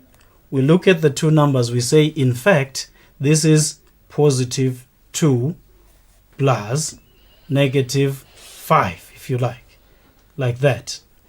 And so we are saying we have what? Different signs. But we are not going to concern ourselves with the sign for now. We are just going to take the two numbers. They are 2 and 5. And then what do we do with them? Because the signs are different, we find the difference. So we are going to have 5 minus 2, which gives us a 3. Now, what kind of a 3 is this?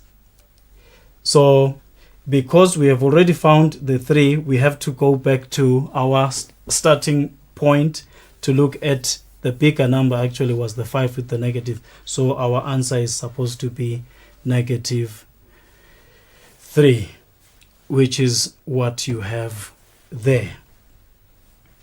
So now let us try the next exercise. Without using the number line, let us perform the following additions. We have two numbers with different signs. So we have 12 and 4. The signs are different, so we will find the difference. The difference is 12 minus 4. What does it give us? It gives us an 8. And then the 8 that we are getting should have a sign.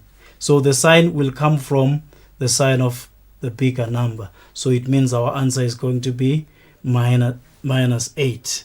The answer is going to be negative 8. Sorry. And then let us move on. So we are saying the answer for this one after our working is going to be negative 8. Then we do the 43 and the 13. Still different signs. So what do? We have 43. We have 13. So what do? Because the signs are different, we find the difference. And the difference in this case happens to be 43 minus 13. What does it give us? It should give us a 30. So we now have a 30. Is it going to be positive or negative? We are looking at these two numbers. The 43 is in fact positive 43. The 13 is negative, so the bigger number is the 43. So the answer is going to be positive 30, which can also be left as it is without a sign. Let us proceed and see what happens next. Here is another exercise. We have 5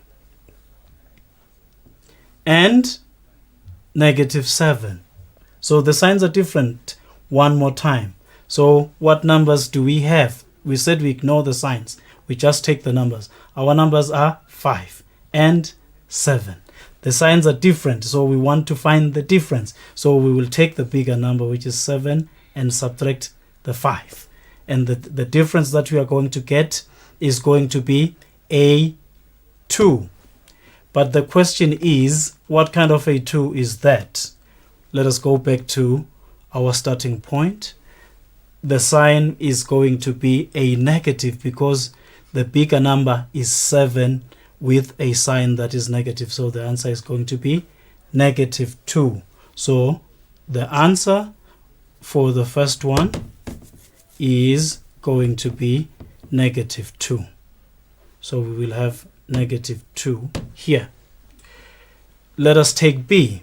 We are still dealing with the same numbers, 7 and 5. And again, because the signs are different, what do? We subtract. The difference is still going to be a 2.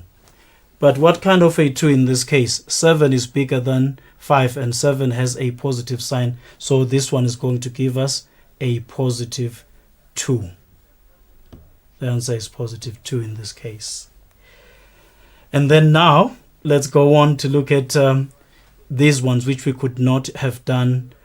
Which we could not do using the number line that we have, 93 and 15. Again, the signs are different. Because the signs are different, we are going to take our 93 and 15 and subtract. What do we get? We should get a 78. What kind of a 78? A negative one, because 93 is bigger than 15. So our final answer is going to be negative 78. And then let us do the last one. One more time. This one is positive, by the way, when you leave it without the sign. So it has a positive sign, and then the 49 has a negative sign. So what this means is that they have different signs. Because they have different signs, what do? We simply take the 76, we subtract the 49, we get a 27. Now we want to decide on what sign the 27 should have. We are looking at 76 and 49. 76 is greater than 49, and it has a positive sign. So the answer is going to be a positive 27. It's positive 27 here. It's 78 there, negative 78. Let us proceed to our conclusion. We have said positives and negatives are, positives and negatives are opposites of each other. Then we said the sum of any number and its positive is always equal to 0. Then we said when adding numbers with different signs, what do? We find the difference. They are different, find the difference. How do you find the difference? By subtracting. And then ignore the signs, but then the final answer should have the sign of the bigger number. And then just to make some sort of a recap on what I've just said here, I will say when the signs are the same, we find the sum.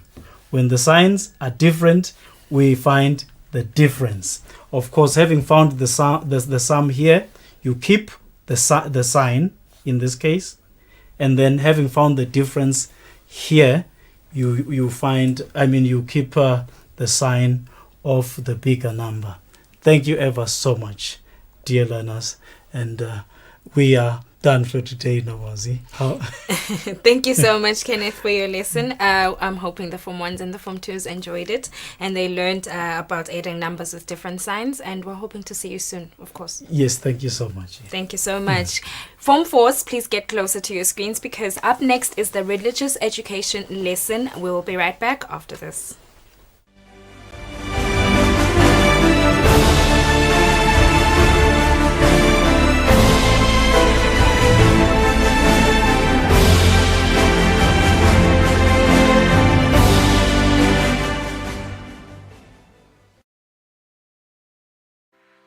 Buhle bethu imvelo yethu.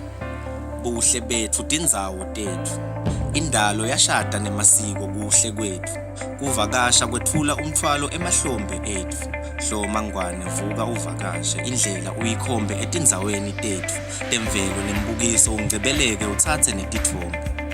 Lalela ke nangu sonkondlo waseswatini akutekela ayibeka indzaba ayihlela kuhle kwelijaha lishela ngiyakutshela diningi tindzawo longativakashela hloma ngwane vuka uvakashe la phana lapha kuvakasha kuyayelapha enhlitiyo kanye nemqondo kuyawuphumuda kuqinisa buhlobo nebungane losebundenga ndenga with a trip to Mantenga Falls or a sip among friends of Sibebe Brew on Sibebe Mountain, or perhaps your cup of tea is backpacking and horse riding, sightseeing the seamless streams and springs that stream across the gorgeous valleys of the mountainous kingdoms of Eswatini. We have you covered. Hloma ngwane vuka uvakashe buhle bethu yimvelo yethu buhle bethu ngabuthola nasebantwini bethu.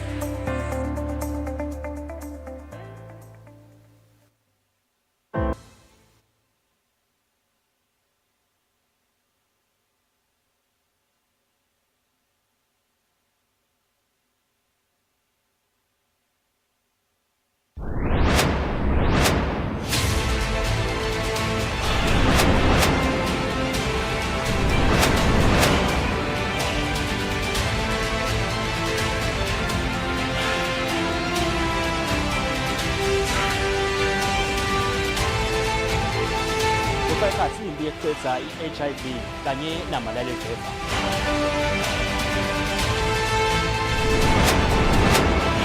Kubika Sibusiso Ngubane anamba ngwadube kaTomindaba kalavumisa. Government of Eswatini TV LinkedIn kule namba ngwadube. Stemba bye.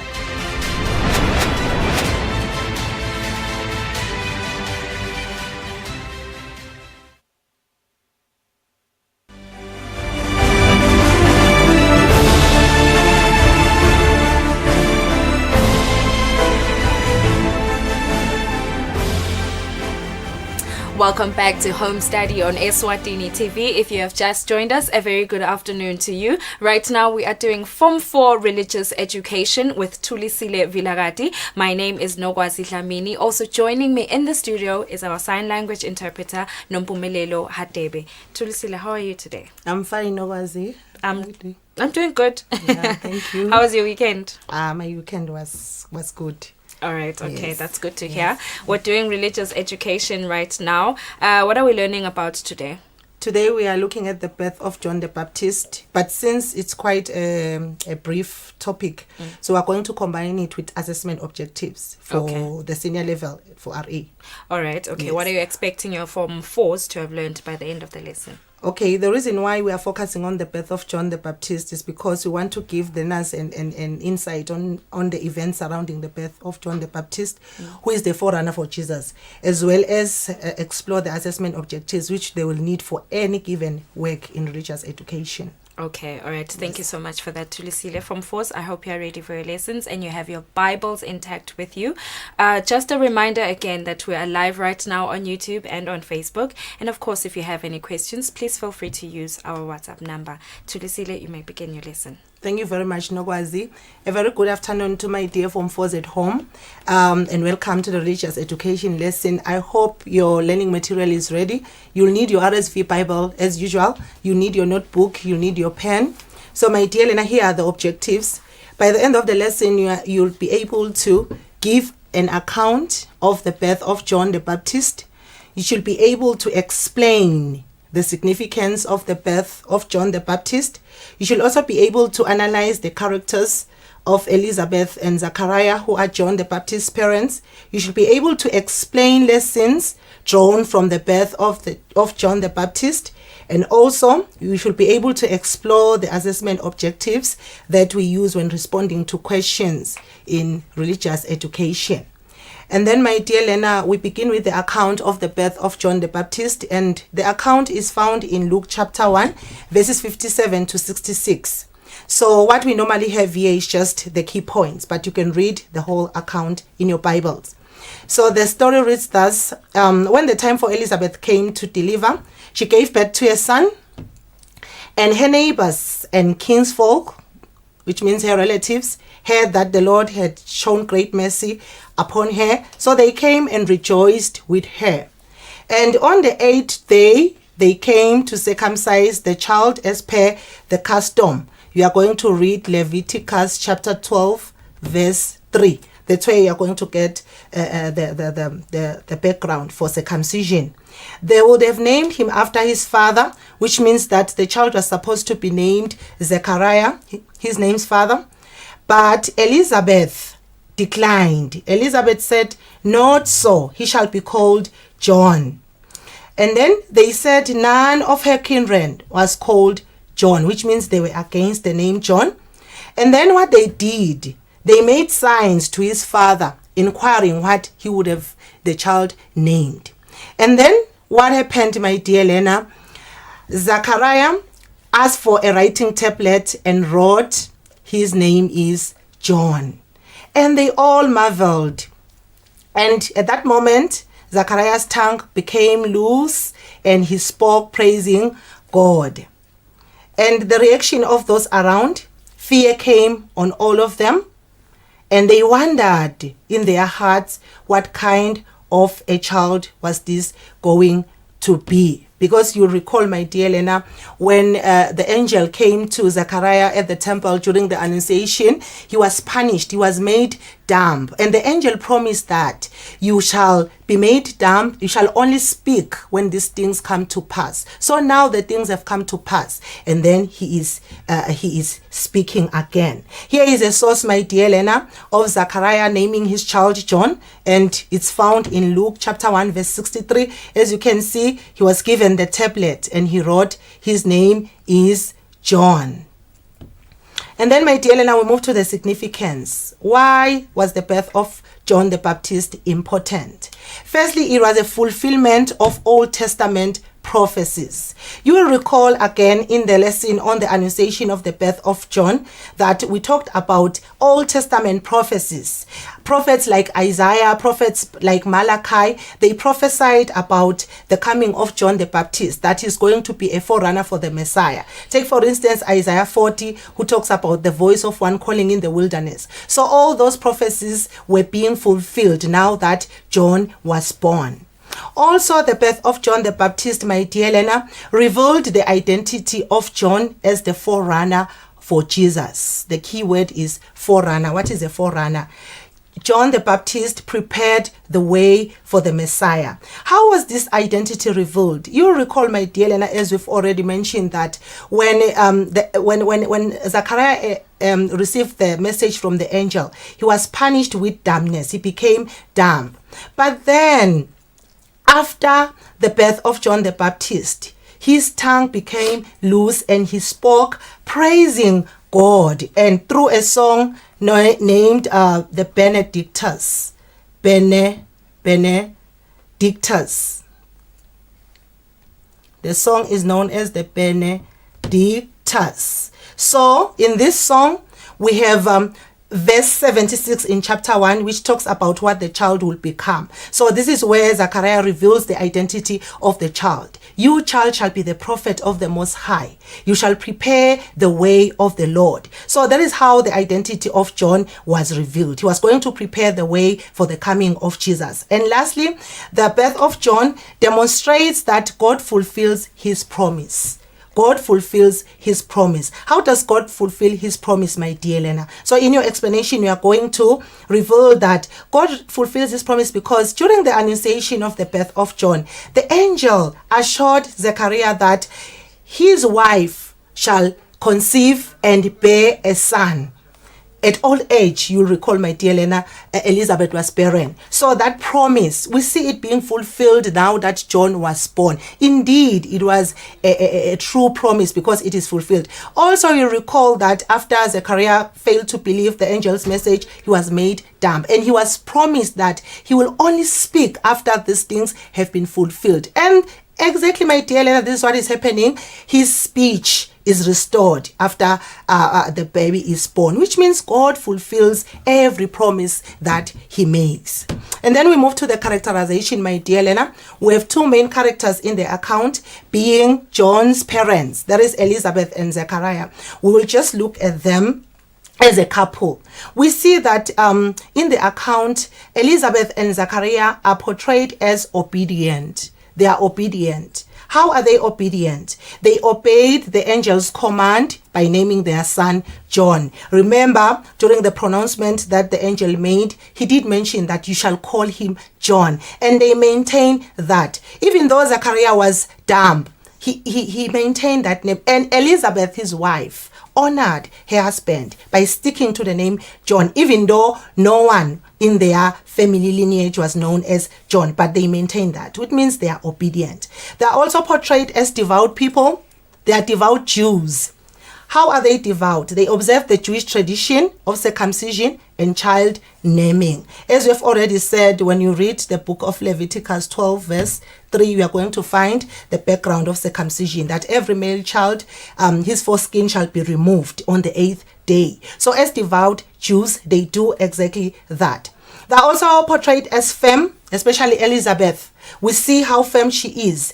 Even though we see she's a woman, this society doesn't take women seriously, but she's firm. She stands against her neighbors and relatives that not so, he shall be called John. She is very firm.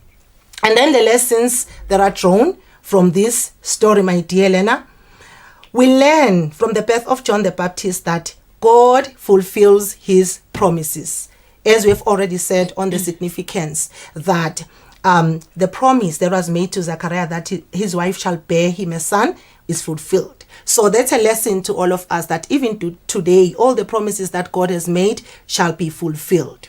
It is important to be firm. That's another lesson, my dear Lena. We should be firm in anything that we believe in and anything that we want. Just like Elizabeth, who was firm. Just like Elizabeth, who never changed, who maintained her stand. He shall be called John. Okay, we should also be obedient. We should be obedient to God. We should be obedient to every command that God gives us. Just like the couple, Elizabeth and Zechariah, who were obedient, they maintained that the child should be called John, even though their custom demanded that they shall name him after his father. We should support our relatives and neighbors, my dear Lena, at all times, whether they are rejoicing, whether they are grieving. We should support them. It's a lesson that we draw from the story, because we are told in the story that Elizabeth's neighbors and relatives came and rejoiced with them. So it's a lesson that we should do likewise. And then we move to the second part, my dear Lena, of our lesson, which is more practical now. It's the assessment objectives. Maybe you'll ask yourself, why is this a matter or a cause for concern? This is so because, my dear Lena, for every question that we are going to respond to in religious education, this question will go along these assessment objectives or these assessment domains. Hence, we found it very important that we should take you through, my dear Lena.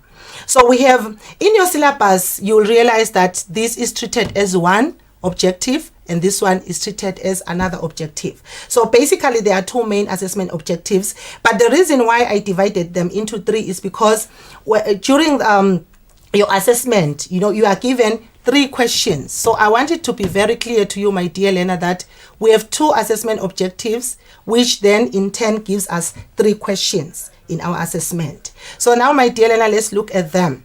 The first one is knowledge, and this knowledge is usually our A1. So every time you find a question, whether it's in paper 1 or it's in paper 2, every time you find a question A1, you will know that it's knowledge. And then what is this knowledge, my dear Lena, that we are talking about? As you can see, my dear Lena, it's knowledge, which means you are bringing knowledge. And usually the key words that will guide you in your knowledge part is the WH questions. Where did the story take place? Who were involved? When? What happened? So the command words that we normally use for knowledge, my dear Lena, include narrate, give an account, relate. So narrate, give an account, and relate, they go along the same line. These command words require you to give details of a story exactly as it occurred. Exactly as it occurred. You are not interpreting anything. You are not analyzing anything. You are just giving us the story exactly as it occurred. What does this mean? Maybe you'll ask yourself, my dear Lena, should I know the story verbatim? Should I quote the Bible word for word? No, you cannot be a walking Bible. But give us the story in a way that when I go and read in the Bible, I'll get the same story. So you are telling the story exactly as it occurred. It can be in your own words, but it should be the same story. And then the other important part is the coherence part. What is coherence? There must be cohesion in your story, the sequence of events. So tell the story in the manner in which it occurred. We have a good example, my dear Lena, from the topic that we've just addressed, the birth of John the Baptist. Here is example question which has given account, the command word given account. Give an account of the birth of John the Baptist. And the question is worth 6 marks. So what are you doing here, my dear Lena? You are telling us the story exactly as it occurred. And there must be coherence. By coherence, we mean that let us see Elizabeth giving birth. Let us see, you cannot take us through Zechariah writing the name of John in a tablet before the kinsfolk and the neighbors came. So write the story in a chronological manner, my dear Lena. Then we have another command word, which is outline. What do you do when you outline? You focus on the key features of a story, event or experience. Take, for instance, the teachings, Jesus' teachings. You cannot give an account of those teachings, but you can outline them. You can just take the key features of what Jesus said. Take, for instance, Jesus' teachings on prayer. You can outline them. You can also outline someone's speech. You cannot give an account of a speech, so you can outline that. You are taking the key features. We also have describe. What do you do when you describe? I'm sure you come across such a command word even in other subjects where you are expected to describe. What do you do when you describe? You paint a picture, or you say what something is like, or something, or what it is. So you are describing. So take, for instance, a question which will say, describe the baptism of Jesus, or describe the birth of John the Baptist. Basically, you are painting a picture of what the birth was like, what happened during the birth of John the Baptist. And then the last one, we have what. We are going to find a command word, what, my dear Lena. What happened when John the Baptist was born? What happened during the birth of John the Baptist? So you are picking selective ideas or details from the story. So it's more like you are telling us what happened. You are retelling the story in a way. And then, my dear Lena, we have the second part, which is understanding, interpretation, and analysis, which is our A2. You are moving now from knowledge. You have demonstrated your knowledge in A1. You have shown us that you know the story. Now we are moving to the understanding part. How far do you understand? How far can you interpret? How far can you analyze? So we have command word. The most common command word is explain. However, we do have others like suggest, compare, contrast. What do we normally explain, my dear Lena, or what do we normally focus on in our A2? Normally in our A2, we focus on significance of certain events, reasons why certain events occurred. We focus on lessons, just like the lessons that we talked about during the birth of John the Baptist. So you'll be explaining those lessons. You can explain the teaching of a particular story. Take, for instance, Jesus' parables. You can explain the teaching of the parable. You can analyze characters. You can explain how a certain character has been revealed. Take, for instance, Elizabeth and Zachariah. You can analyze those characters. You can explain the meaning of symbols used in a certain story. Take, for instance, the parable of the prodigal son. We have symbols like the ring, shoes, fattened calf. So you can look at the meaning of those symbols. So basically in Roman figure 2, you are moving beyond knowledge and you are showing your understanding and your interpretation skills. You can also look at similarities or differences between concepts. Explain the similarities between the annunciation of the birth of John and the annunciation of the birth of Jesus. So it's still on A2. So a simple question that we have, my dear Lena, is explain the command word in red. Explain the significance of the birth of John the Baptist, and the question is worth 6 marks. So what is key, my dear Lena, for you when you explain? Take note of this. You should begin with a point. Begin with a point. State a point. Elaborate on your point. And then give evidence, which is an example. And it should be religious evidence. Example to convince. So you can go back to the point on the significance of the birth of John, and you can actually respond to that question and apply what we are talking about here. And then the last part, my dear Lena, is the evaluation, which is our B part. As you can tell, now we are evaluating. So the command words usually for evaluation, we have do you think and do you agree. Those are the command words. So the most important part is that you are showing that you have thought about different points of view. So every time when you respond to an evaluation question, my dear Lena, take note of this. You begin with a stand. So if the question is, do you think? You are going to say, yes, I think. If the question is, do you agree? You are going to say, yes, I agree, or no, depending on your stand. So after the stand, we have what we call the statement of the obvious. What is the statement of the obvious? Take, for instance, the question that we have here. Do you think John the Baptist was an ordinary child? That's the statement of the obvious. So when you respond, you're going to say, yes, I think John the Baptist was an ordinary child. You bring back the statement. And then you state a point, which is your argument. You state a point, you support it with religious evidence. You shouldn't use political ideas, you shouldn't use social ideas, but focus on religious ideas. Evidence, support with things that we can find reference to in the Bible, because this is religious education. So take for instance the question that we have: do you think John the Baptist was an ordinary child? So you are going to focus on evidence from the Bible. Yes, he was an ordinary child because just like any other Jewish child, he was circumcised on the 8th day. So focus on the religious evidence. And then lastly, you then move, my dear Lena, to the other people's views. Remember, you began with your view. So how do you acknowledge the other people's view? Show in your response that it's no longer you, but it's other people. So you have a tendency or a misconception, my dear Lena, that when you have used the however or while or whereas, that shows that you are now talking about other people's view. No. You can use however, still it's still your views. But when you acknowledge other people's view, you are going to say, however other people, or however others, or some may. So acknowledge other people's views, and then again bring back the statement. However others may argue and say, John the Baptist was not an ordinary child. So you bring back the statement just like you did in your stand. And then again, you state a point, you develop an argument, you support with religious arguments. So there is our evaluation, my dear Lena. I will request you, therefore, my dear Lena, to go and do some practice on the questions that I've given you, being guided by the notes that we have on how to respond on each of these questions. Okay, so otherwise we have come to the end of the lesson. I hope the lesson was of benefit to you, my dear Lena. And just a summary of what we discussed today. We began with the birth of John the Baptist, followed by the significance of the birth of John the Baptist. And then we looked at characterization, the two characters being Zechariah and Elizabeth. And then we looked at lessons shown from the birth of John the Baptist. And then we then explored the assessment objectives, which went hand in hand with the questions, which I hope you'll work on, my dear Lena.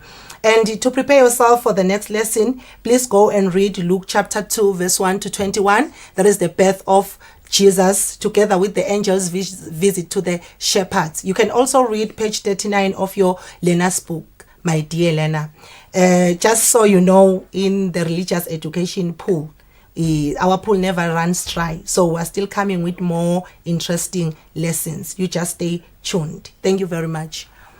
Yes, of course, Form 4s, I hope you heard that. You stay tuned. The pool never runs dry. Thank you very much, Tulsile, for your lesson. We will see you definitely soon. Very, very soon. Yes. Thank you so much. Form 4s, do not go anywhere. Up next is your chemistry lesson with Tobile Mahengela. We'll be right back after this.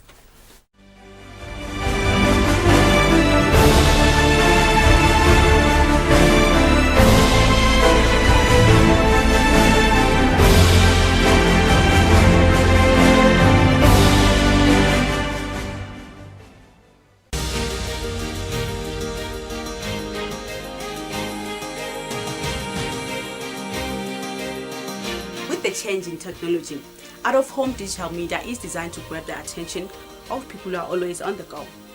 You can now watch your favorite show, Usile Breakfast Show and Dinzaba at 7 on your favorite YouTube channel. It's simple. You can stream these shows by following these quick, easy steps. Number 1, open YouTube. Number 2, search for Eswatini TV and click on Eswatini TV. Number 3, after you had entered on Eswatini TV, look for Dinzaba or KPS. And while you at it, don't forget to like, subscribe and ring the bell button to get notifications of our video uploads and streams. And lastly, enjoy the stream. Stay home and watch Eswatini TV. Stay safe.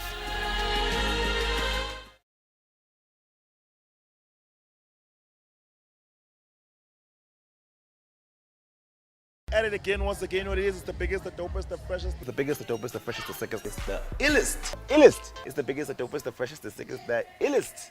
Entertainment show on your TV screens is TBD. Welcome to it, ladies and gentlemen. It is the Beatdown.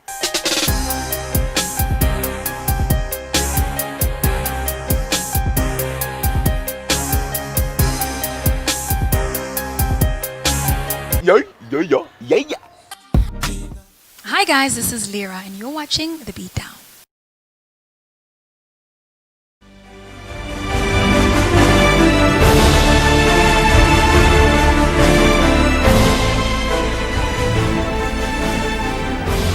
Welcome back to Home Study on Eswatini TV. My name is Nogwazi Dlamini. Right now we are doing the second lesson for the Form 4s, which is chemistry, with Tobile Mahengela, who is already with me in the studio.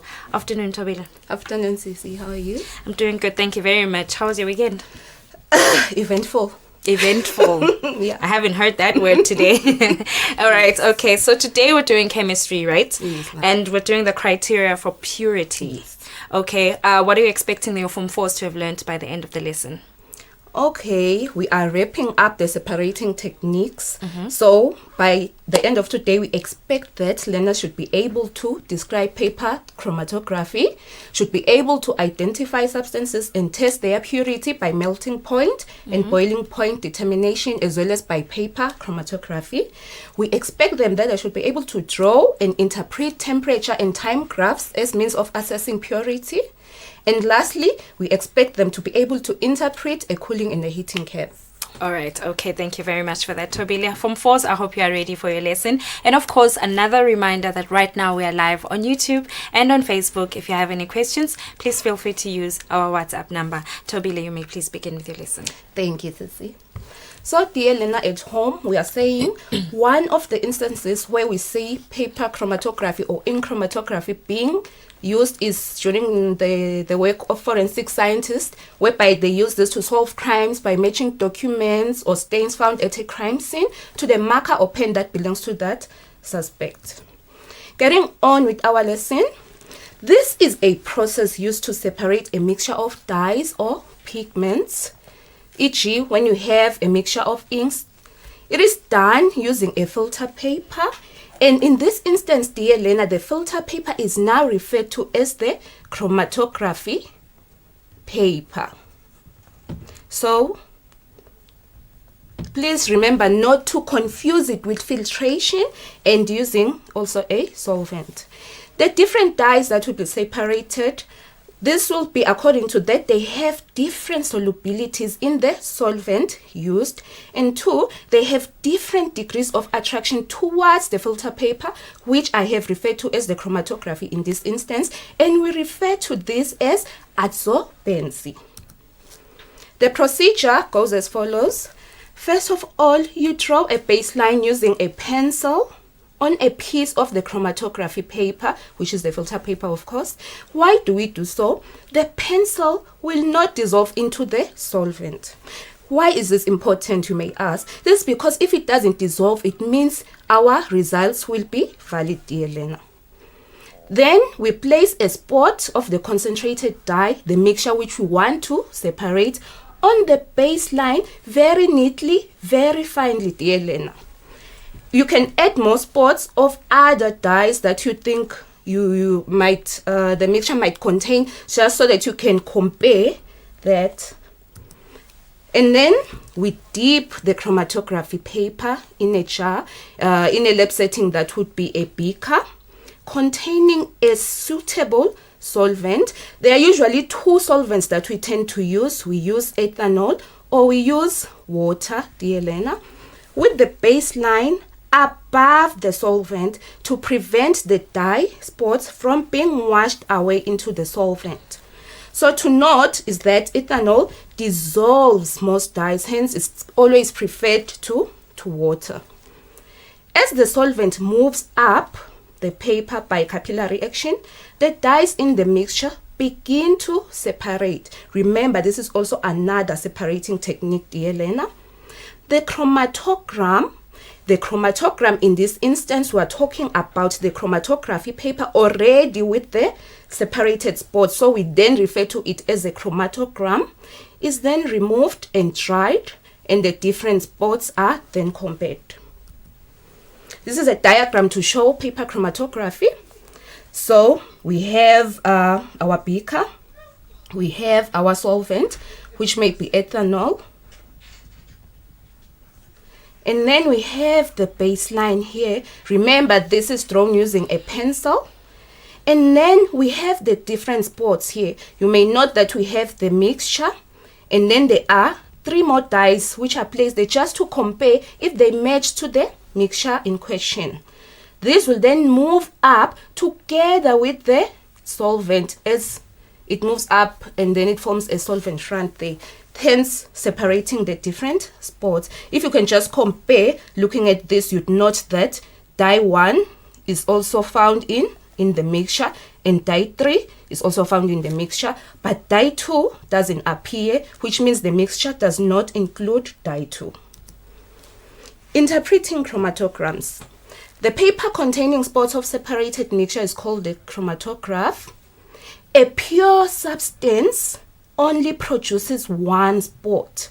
This is now important when we are looking at chromatography in terms of assessing purity, not just in terms of separation. A substance with more than 1 spot above the baseline contains a mixture of dyes depending on the number of spots. This means that this is an impure substance. A substance that does not dissolve into the solvent will not produce any spot. So the ink dot remains at the baseline. It will not move an inch, dear learner. The dye on the outer band of the chromatogram is said to be the most soluble. This means this was the first one to dissolve in the solvent, and it was also the least adsorbent, meaning it had the least tendency to be attracted to the chromatography paper. The dye on the inner band of the chromatograph is the least soluble. It was the last one to dissolve and was also the one which was most attracted to the chromatography paper. Hence, it's the spot at the beginning of the separation. This is an example of a chromatogram. It's already been dried up. So we have Lasix, we have Butte, and then we have these 4 dyes which we are comparing to this. If you look at these 4 dyes, A has 1, 2 spots, B has 2, C has 2, D also has 2 spots. But when we compare to Lasix and Butte, we can tell that none of these 4 compare to this. So there's none that has a dye which is found in Lasix. But when we look at Butte and then look at the dyes, we can see that C contains a spot that is exactly placed at the same level as Butte. Hence, we can say that Butte contains a dye that is found in C. Furthermore, if you look at A and D, you can see that they have spots which are found at the outermost band in the chromatogram. These are said to be the ones that are most soluble and least adsorbent. And in B, we found one in the innermost band. This is said to be the one which is least soluble and most adsorbent, meaning it sticks to the chromatography paper. Now, dear learner, let us look at locating agent. Some substances produce colorless spots, for instance, amino acids. So even if we've separated, we won't be able to see anything.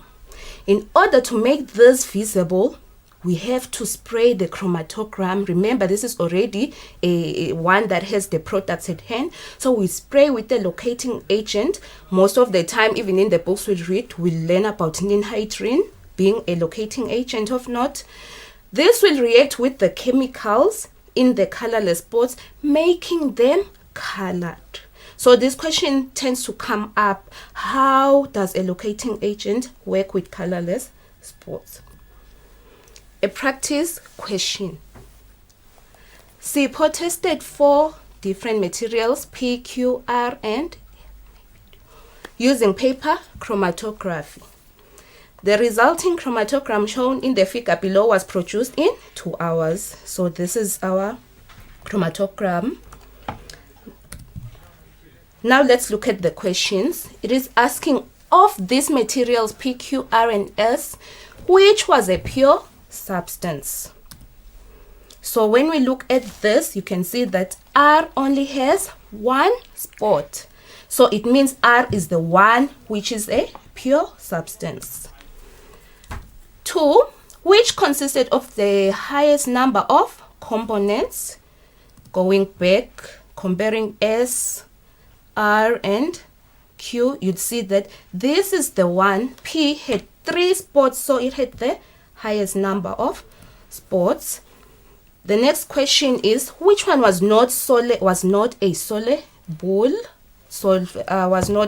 in the solvent, dear Lena? Going back to the chromatogram, you can see that Q was not able to give us any spot at all, which means it wasn't soluble in the solvent. That's why there was no separation whatsoever. And then lastly here, explain why the spots P, Q, R, and S were not submerged in the solvent at the beginning of the experiment. This is simply to avoid this from dissolving in the solvent, because if they dissolve, it means there won't be any spots seen. Now let us watch a video, dear Lena. This is a video to illustrate paper chromatography. Remember that you should be correctly dressed. So these are the things we'll be using. Paper chromatography, our solvent is ethanol. We have 4 dyes: black, blue, purple, and red. Firstly, we have to take our chromatography paper, and then we need to draw a baseline. Remember, using a pencil, because the pencil will not dissolve in the solvent we're using.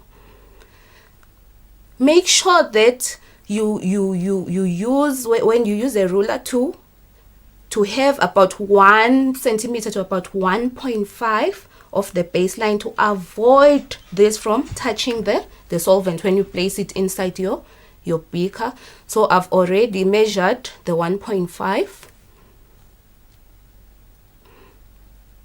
And then now I'm placing those, this is where I'm going to put my dyes. So I'm just spacing them, because at times once you place them too near together, they tend to run off.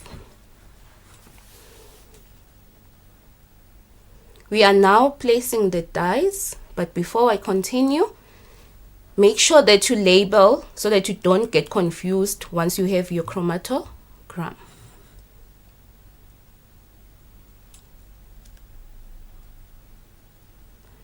We will now put on the different inks, starting with black,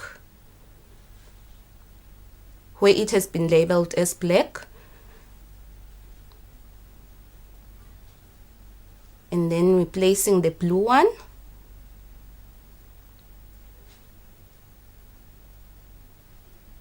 Carefully place this, dear Lena. And then the third one is the purple ink.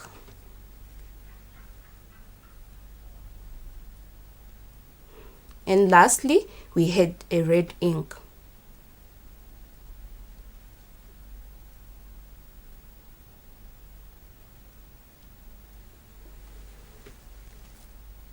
And now, having placed these different inks, we will transfer this to our solvent.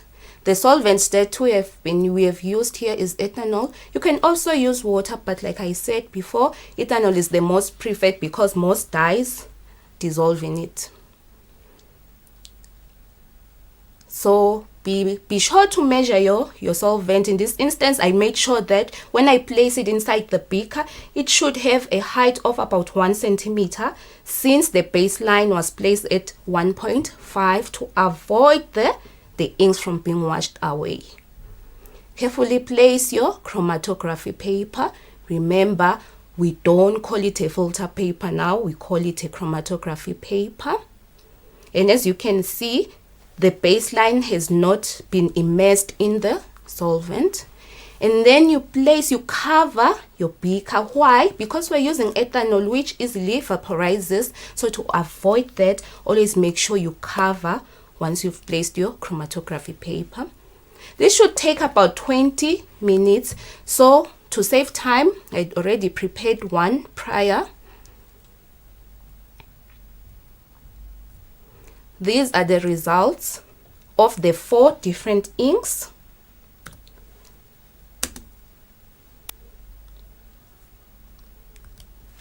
As you can see, we have our red, which has run up and separated. We have purple, blue, and black. Looking at red, we have yellow, orange, red, and pink. And black was able to give us a bit of red, but the purple and blue were not able to give us any colors, which means those were pure substances. Now let us continue, dear learner. We're now looking at heating and cooling curves. What is a heating curve? A heating curve is a graph which represents how a sample changes phases as you apply heat over time and the temperature increases. We say the change is bound to the phase is bound to change. This is an example of a heating curve. Remember to have your axis labeled. So we have temperature on the y-axis, on the x-axis we have time.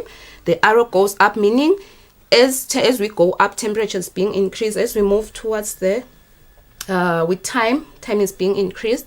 From A to B, you can see that there's a slope. C to D, those are slopes, but B to C and D to E, those are horizontal lines.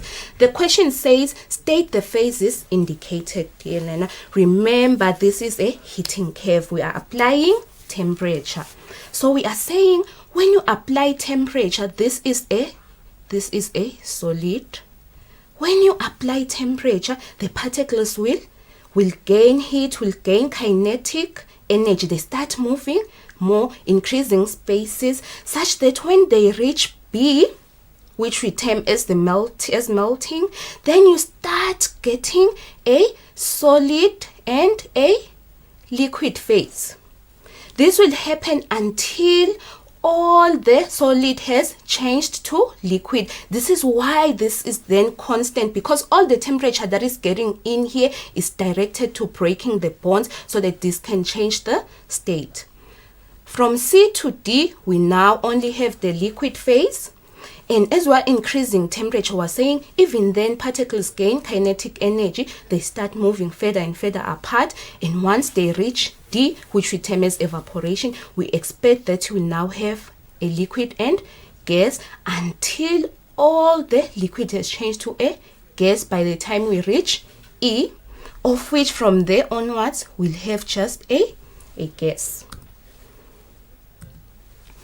Note, dear learner, at BC, which was a horizontal line, a constant temperature, the temperature is staying constant. During this time, the solid completely becomes a liquid, or liquid becomes a solid. This is referred to as melting.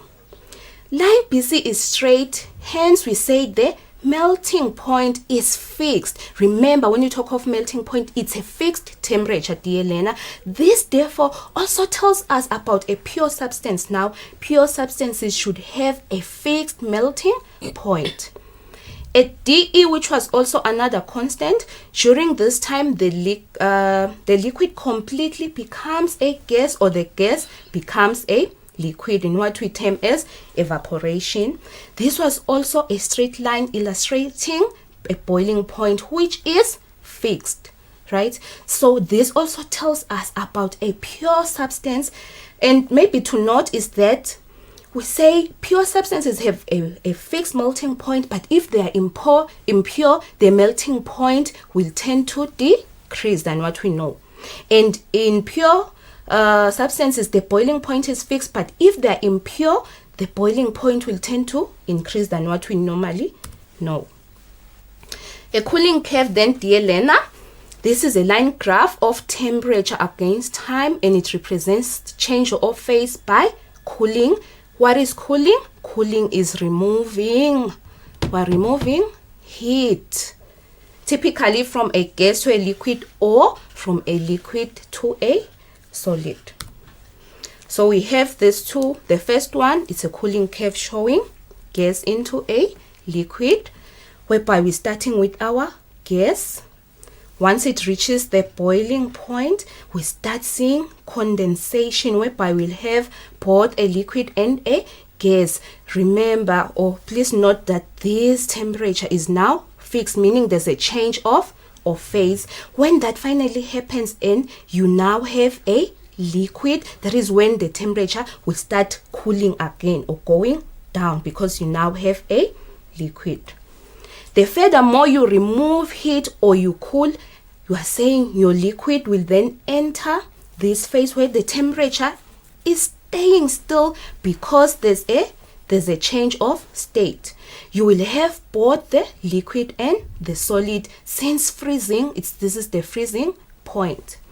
When the liquid has changed into the solid, this is when we expect your temperature to now go down again. Note that a heating curve is the opposite of a cooling curve, vice versa. Now let us do some questions, dear learner. It says a chemist assesses purity of 3 solid compounds, A, B, and C, using their melting points. So A is 131 to 139, B is 35, and C is 35. Explain why the data suggests that compound A is not pure. So to answer this, dear learner, be careful with your wording. We say this is not pure because it melts at a range of temperatures. Please note, you do not say range of melting points. It's a range of temperatures because we've already said a melting point is 1 temperature.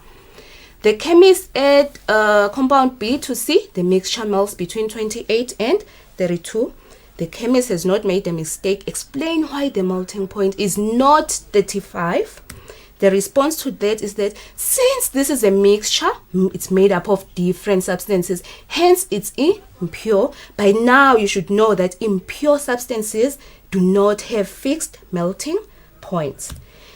And the last question on this is, explain why chromatography is not a suitable method to assess purity of these 3 solid compounds.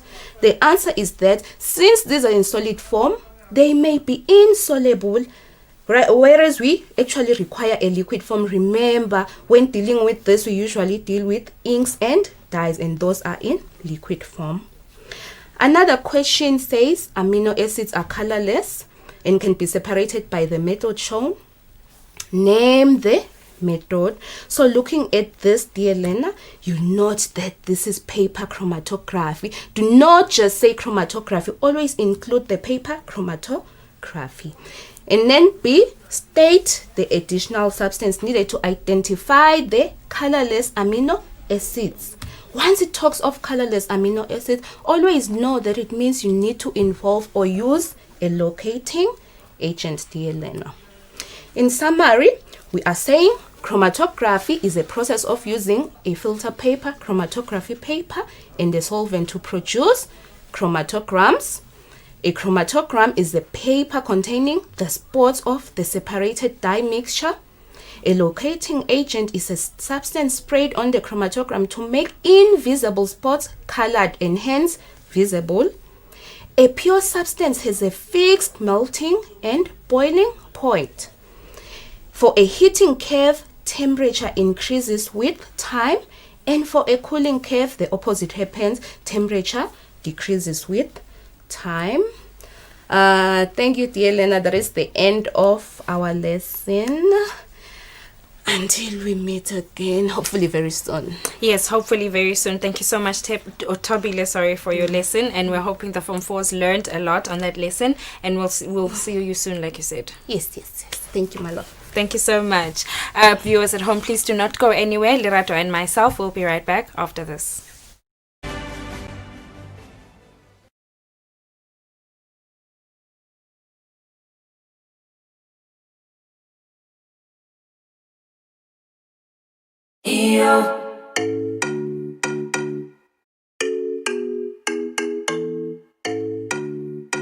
Your favorite music show is back.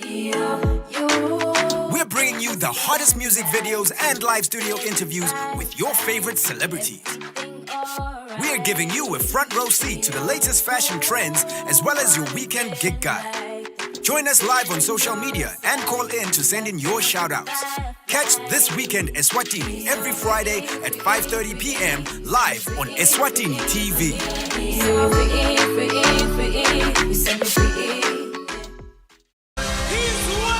Usiseka, uvuseleleke, wakheke emoyeni nomculo wetenkolo bahlabeleli balapha eSwatini. Sikulethele abahlabeleli abadala nabo lapha sekhula umculo wetenkolo bahlabela bukhoma lapha eSwatini.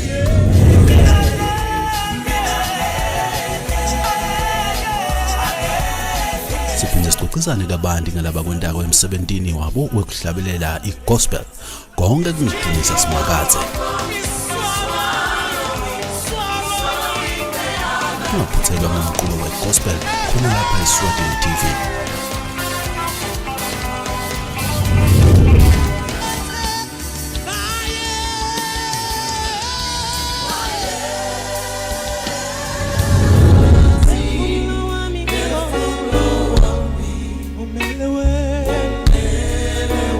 Praise to God be the glory.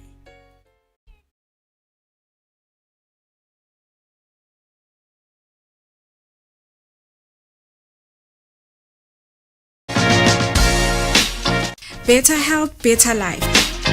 It's another season on your favorite program, Better Health, Better Life, here on Eswatini TV.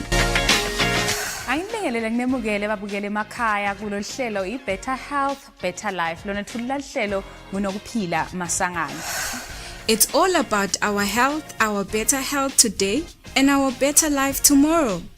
In the midst of this global pandemic coronavirus, Better Health, Better Life brings you closer to your health professionals. Ifake emlonyeni wakhe. Nangabe nje ngidla into legcwele amafutha, lento ngidla. So siyakhuthaza ukuthi lala abahlala nalala banashukela abafunde nabo ngaloshukela. Watch out for another fresh season of Better Health, Better Life on Eswatini TV. It's getting bigger and better every season. This season with COVID-19 is a must to watch for everyone in every home. Better Health, Better Life, your gateway to a healthy living.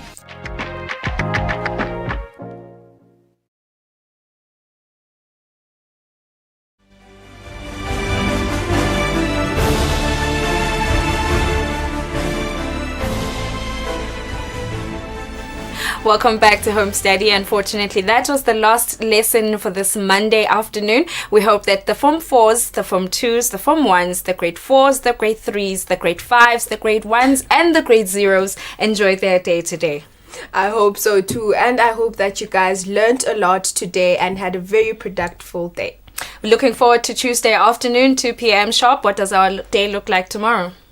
Well, from 2 p.m. until 2:30 p.m., the grade 1s and 2s have religious education. From 2:30 p.m. until 3 p.m., the grade 3s and 4s have social studies. From 3 p.m. until 3:30 p.m., the grade 5s and 6s have Siswati. From 3:30 p.m. until 4 p.m., the Form 1s and 2s have science. From 4 p.m. until 4:30 p.m., the Form 4s have English language. The last subject for the Form 4 learners from 4:30 p.m. until 5 p.m. is mathematics. Yes, of course, that's what your Tuesday afternoon looks like. And also just to remind you guys that we are live on YouTube and on Facebook from 2 p.m. until 5 p.m. So you guys can use those platforms to join us as well. You can also use the WhatsApp number that pops up on your screen from time to time to ask any questions that you might have. Right, so thank you guys for watching. We'll see you guys tomorrow, 2 p.m. sharp. Do not forget to carry your equipment, and please do not forget to subscribe, as Nogwazi had said. Yes. See you guys tomorrow from us and the team. Bye, guys. Bye. The biggest, the dopest, the freshest. The biggest, the dopest, the freshest, the sickest. It's the illest. Illest is the biggest, the dopest, the freshest, the sickest, the illest. Anytime on your TV screens is TBD. Welcome to it, ladies and gentlemen. It is the Beatdown.